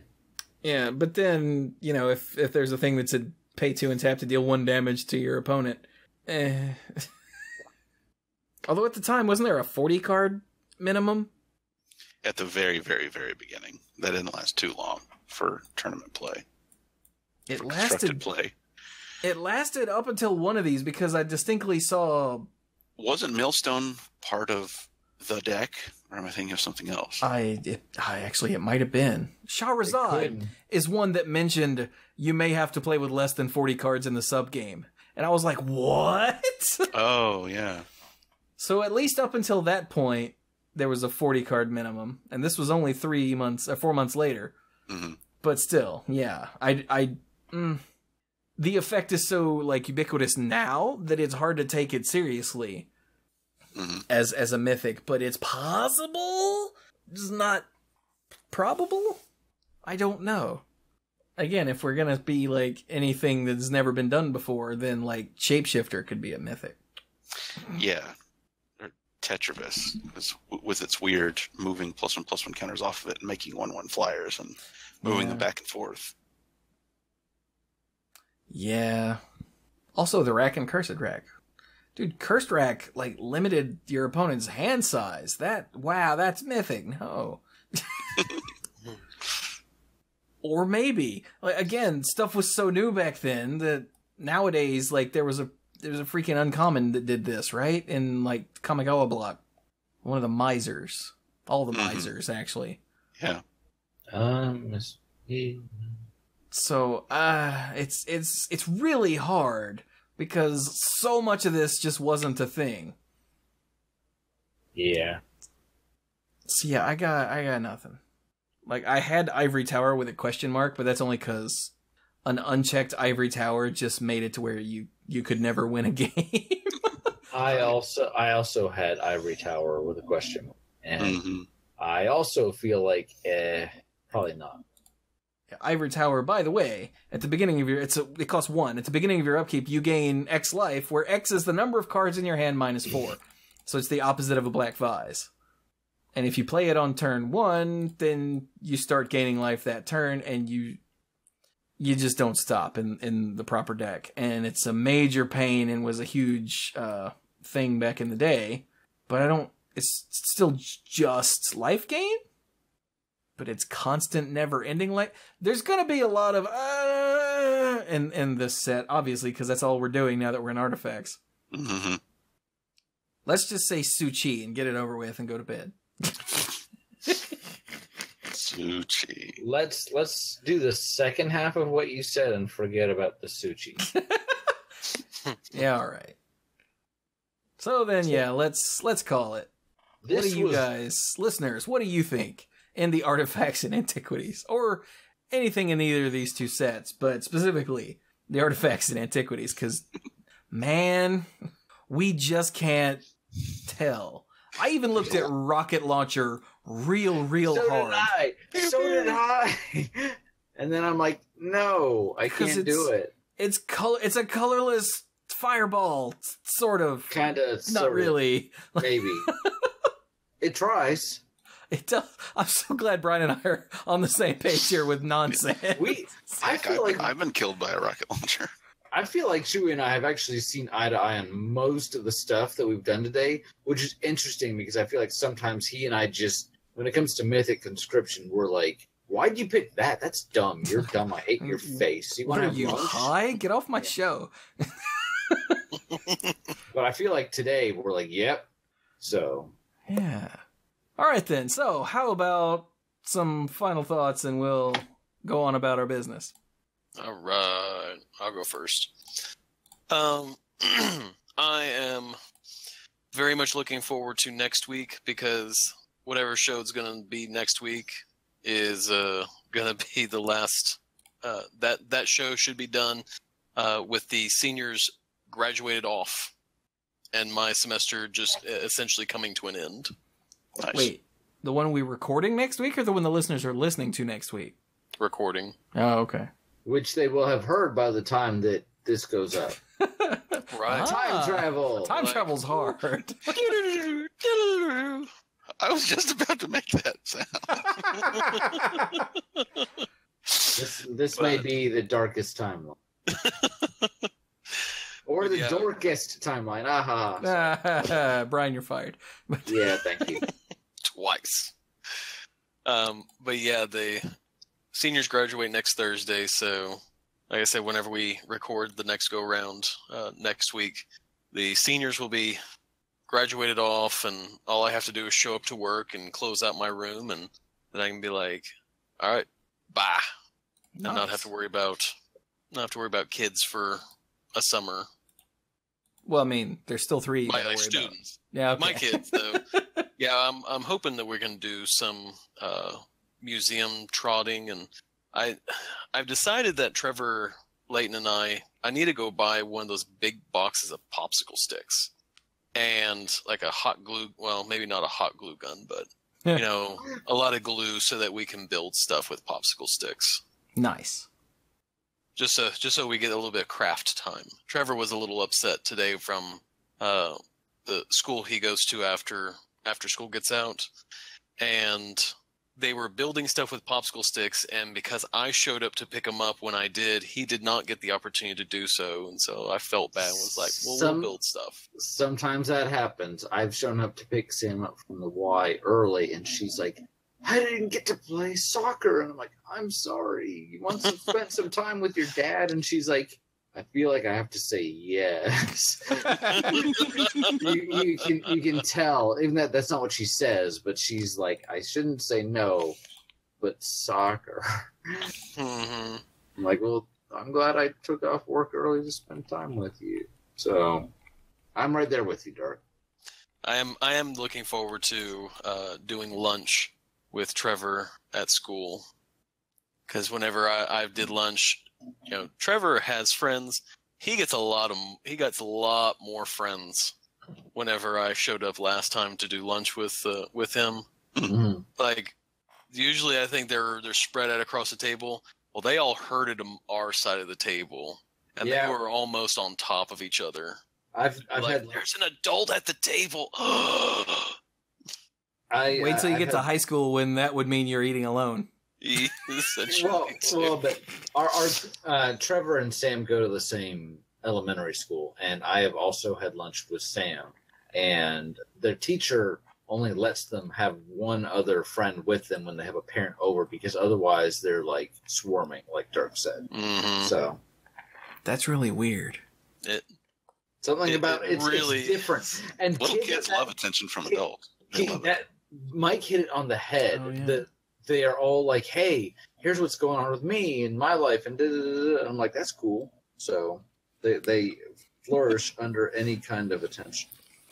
That's interesting, small human that I don't know. I am here to see my daughter. Piss off. No, wait. No, don't do that. And eat elementary school food. Man, I would actually like... Okay, maybe not in the face, but I would punch a small child to be able to try the stupid, crappy, flat school pizza again. Because I bet it's awful. That's why I wouldn't punch the kid in the face. I'd push one out of the way to have a bite. How's that? There you get a rectangle of pizza. Yeah, a flat rectangle of... just to get that nostalgia. And then not do it ever again.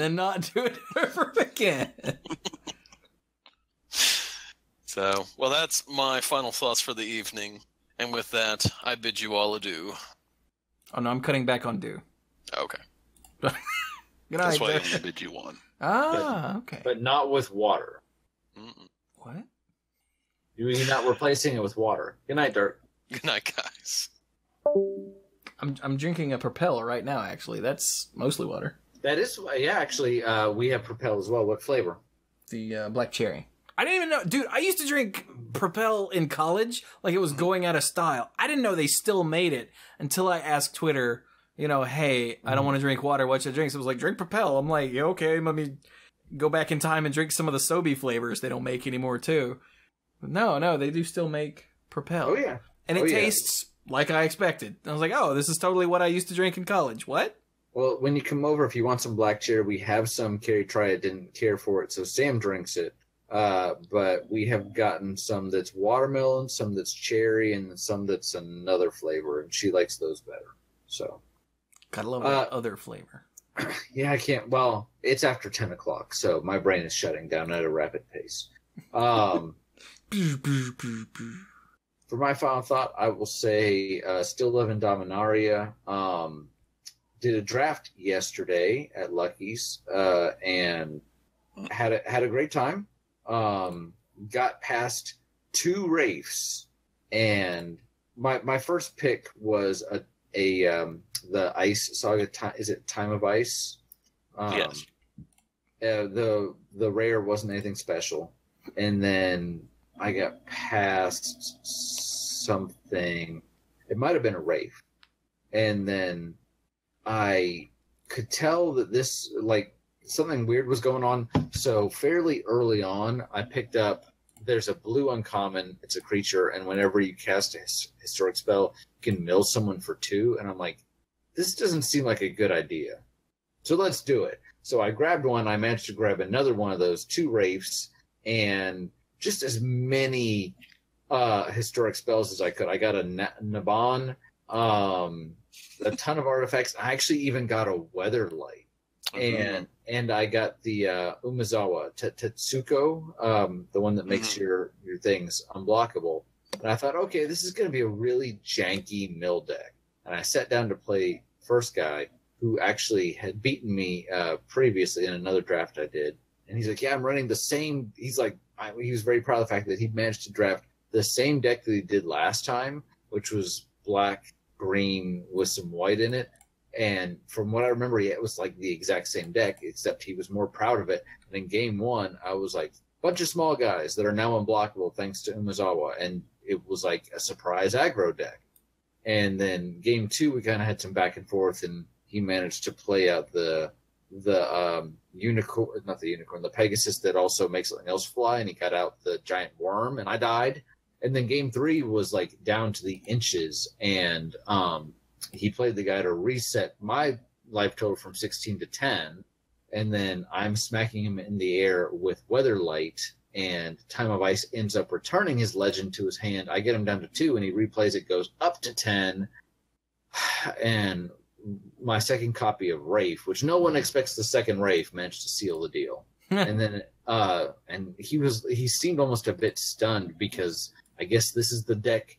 This is the, sometimes when you draft a format or a set in particular quite a bit, you get used to having certain strategies, and this is the one that was his go-to.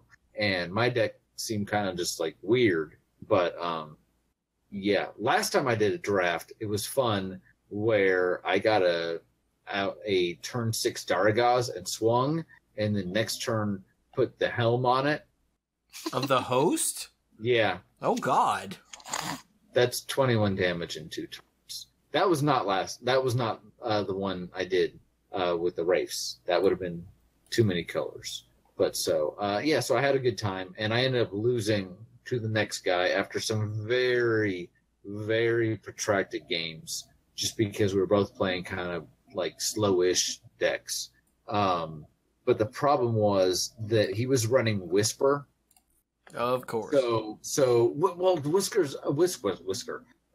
Whisper is a great card, and in game 1, I actually drew the milling guy, and I didn't play it because he had just played Whisper, and I'm like, let's not do that.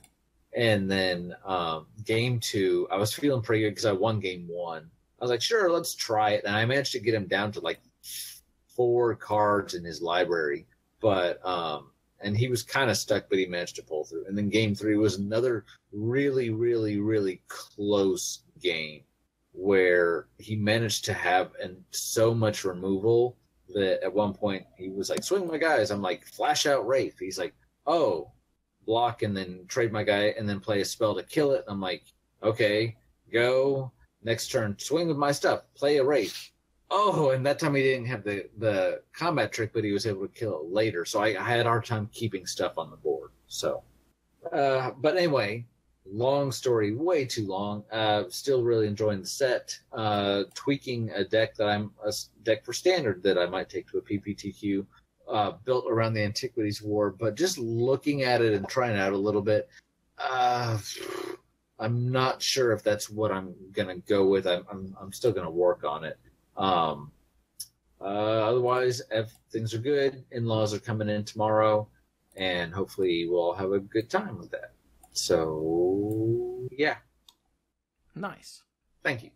And because I'm tired, and because I do have in-laws coming in tomorrow, as you may or may not have heard 2 seconds ago, I'm going to bow out. You gentlemen have a good night. Anything you desperately need to tell me? You've been waiting this whole time. No? No. I'm going to see Deadpool on Sunday. Nice. I actually never saw the first one, which I know makes me a bad person, but I heard very, very, very good things about it. Just not a movie I was gonna, watch with Carrie. Yeah, Ever. no. Yeah. But let me know how the new one is. I've heard, it's just as good from some of the early critical response. So Nice. nice. Have a good time, guys. Night. Is it bad that when Brian started his final thought, I started to pucker? Oh. Just because last week's whole thing came out of no... Last week, by the way, was when Brian brought up incels out of nowhere. And I was like, oh, God. So... I know you're listening to this far in the future, listeners, but that was last week, and I'm going to have to start screening Brian's final thoughts. Although... Today I learned about this bizarre facet of internet racism. Oh, God. Yeah. But I am glad that he brought it up just for the sole reason of, because I'm happy to encourage others not to be horrible garbage humans. So, yeah. So by the way, here's your friendly reminder. Try not to be a horrible garbage human. Thanks. So, Mike, what you got? He says with slight trepidation. No, the only horrible garbage I can think of right now is actually depressing, and I'm not interested in talking about it right now. Nice. But let's see. For a while near the beginning, I was wondering if we were going to actually have enough time to go through both sets, because we started talking so much about like history and trivia stuff, and then we started to talk about like every card in each section. I'm like, oh, but thankfully we were able to pick up the pace, so that's good. I was pretty well surprised to see that the episode about graveyards got a link on the mothership. Yeah. The day it came out, that was cool. That was nice to see. I hope people got a fair amount of enjoyment and education out of that one.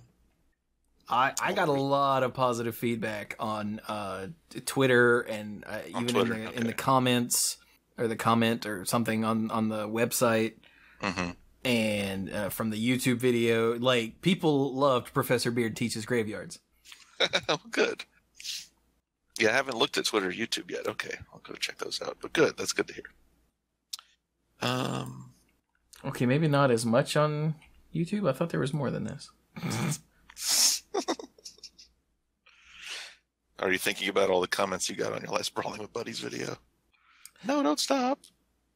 Actually, no, it was some of the Eminem comments, because usually the Eminem YouTube video goes up on Tuesday and the Manapool video goes up on Monday, so okay. Although there might there were more. No, that's from the previous week. Never mind, just ignore me. Anyway, I'm glad people liked it. But yeah, that's pretty much it. We got to remember to figure out when we're going to record the Hearthstone Nerf report thing, but yeah. Yeah, because did you read those upcoming changes? Good lord. I did. They're pretty substantial. I was like, those 3 decks that are currently owning the meta? Yeah. That is Blizzard beating the crap. You guys remember, this is how I put it to Bill, who doesn't play Hearthstone. You remember when they first started banning cards in Standard again? Like, they banned the Copter and the Reflector Mage and the other thing. Was that Emrakul? And yeah, Emrakul and the that artifact that spits stuff off the top of your library. Why can't I remember this right now? I don't know. Anyway. I seem to have lost... Oh, there it is. But yeah, like lots of things in a row, and it was just really embarrassing because they hadn't had to do that for a very long time. Yeah, but I meant the first round. It was Emrakul, Reflector Mage, and Smuggler's Copter, because they were like, like cripple this deck, cripple that deck, and then that deck will get too big, so cripple it too. That's sort of what they're doing in Hearthstone. They're like, there are 3 decks right now that are just running the meta, and they're like, you know what? No. So makes me, But you guys will have already heard that video if you're interested in it, because we're going to record that hopefully sometime this weekend. Yes. So yay. So that was in your past, but it's our future. Oh, God, time travel. So, other than that, I'm going to see Deadpool 2 this weekend because I got an invite from Alex Shaw. Like, he sent out an invite to all the people who are on the original Deadpool podcast episode. Hey, you guys get first dibs to do Deadpool 2. We're recording on Sunday. And I went, oh, come on. Because I usually wait, a week before I go see these movies because I hate people. Mm-hmm. But now I gotta go see it on opening weekend so I can do the podcast. So I'm going to go see it Sunday morning at, I think it's 11:15. So I can see it, get home to record the show at 8 o'clock British time, so 3 o'clock. Oh. So that'll be fun, question mark? It should be fun. The first one was great, so, like, the podcast, so. Feel free to go listen to that over on School of Movies. But, actually, you can probably go listen to Deadpool 2 over on School of Movies, too, by the time you're hearing this. Time travel! Let me know how I did, because I don't know yet. What else? I don't know. I got nothing. All the contact information is still the same. Anything you want to find is the Manapool.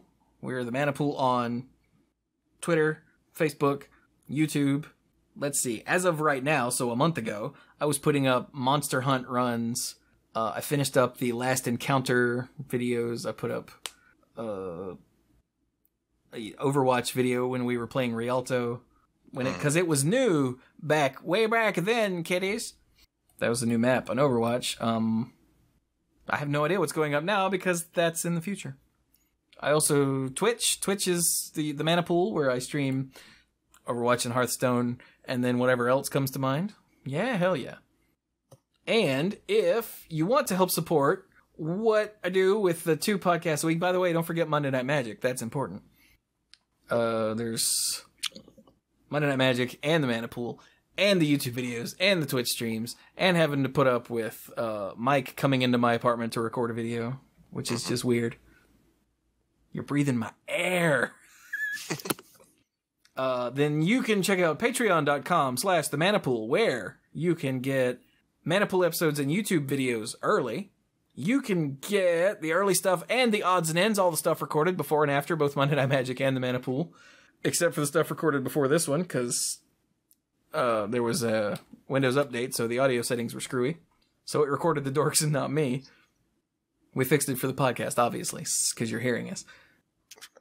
But all that, the odds and ends, is uncensored and unfiltered, and really I only edit for personal information. Yeah, that's it. And occasionally someone is like, there's stuff we need to talk about not on the odds and ends. I'm like, right. And then we just don't record that, so. Yeah. But that's all stuff I would cut out if we did record it. Haha.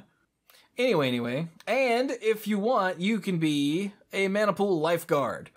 That gets you the spot on the end slate during each month you support at that tier for all the YouTube videos, and you'll get a shout out on both podcasts.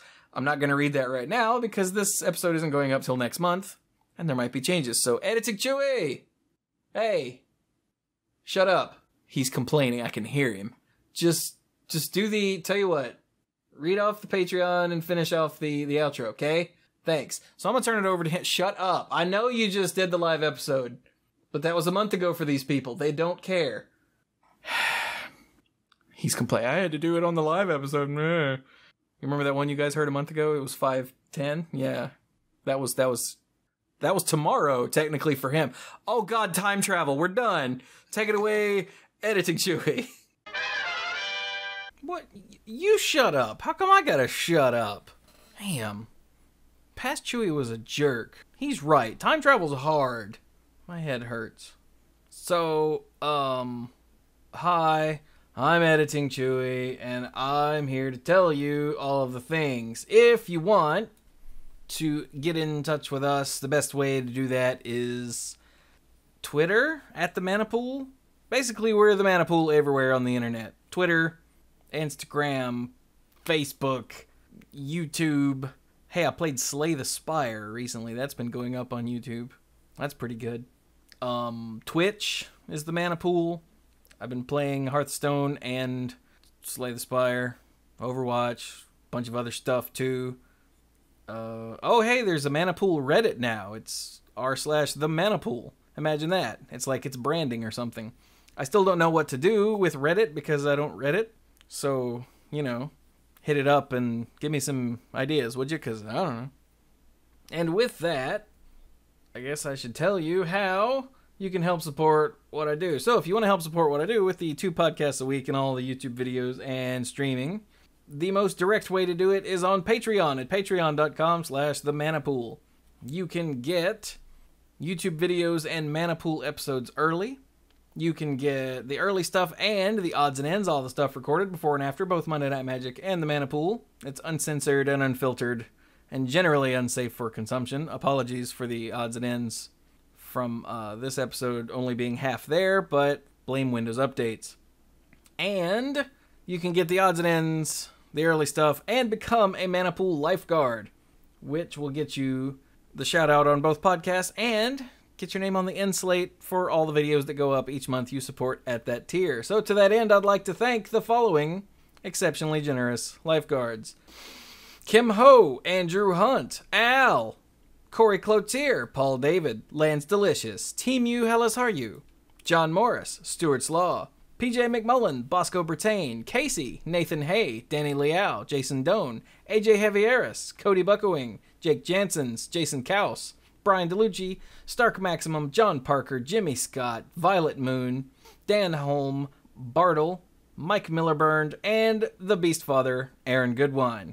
Thank you all so incredibly much for your support. I quite literally could not do it without you. And I guess that's it for this bizarre time travel-y Manapool episode that was recorded long enough ago to where I had to spot check to try to remind myself what we talked about so that I could write the show notes properly. Yeah, been that long. So with that, I guess we're done. So thank you all so very much for listening, and go play some Magic.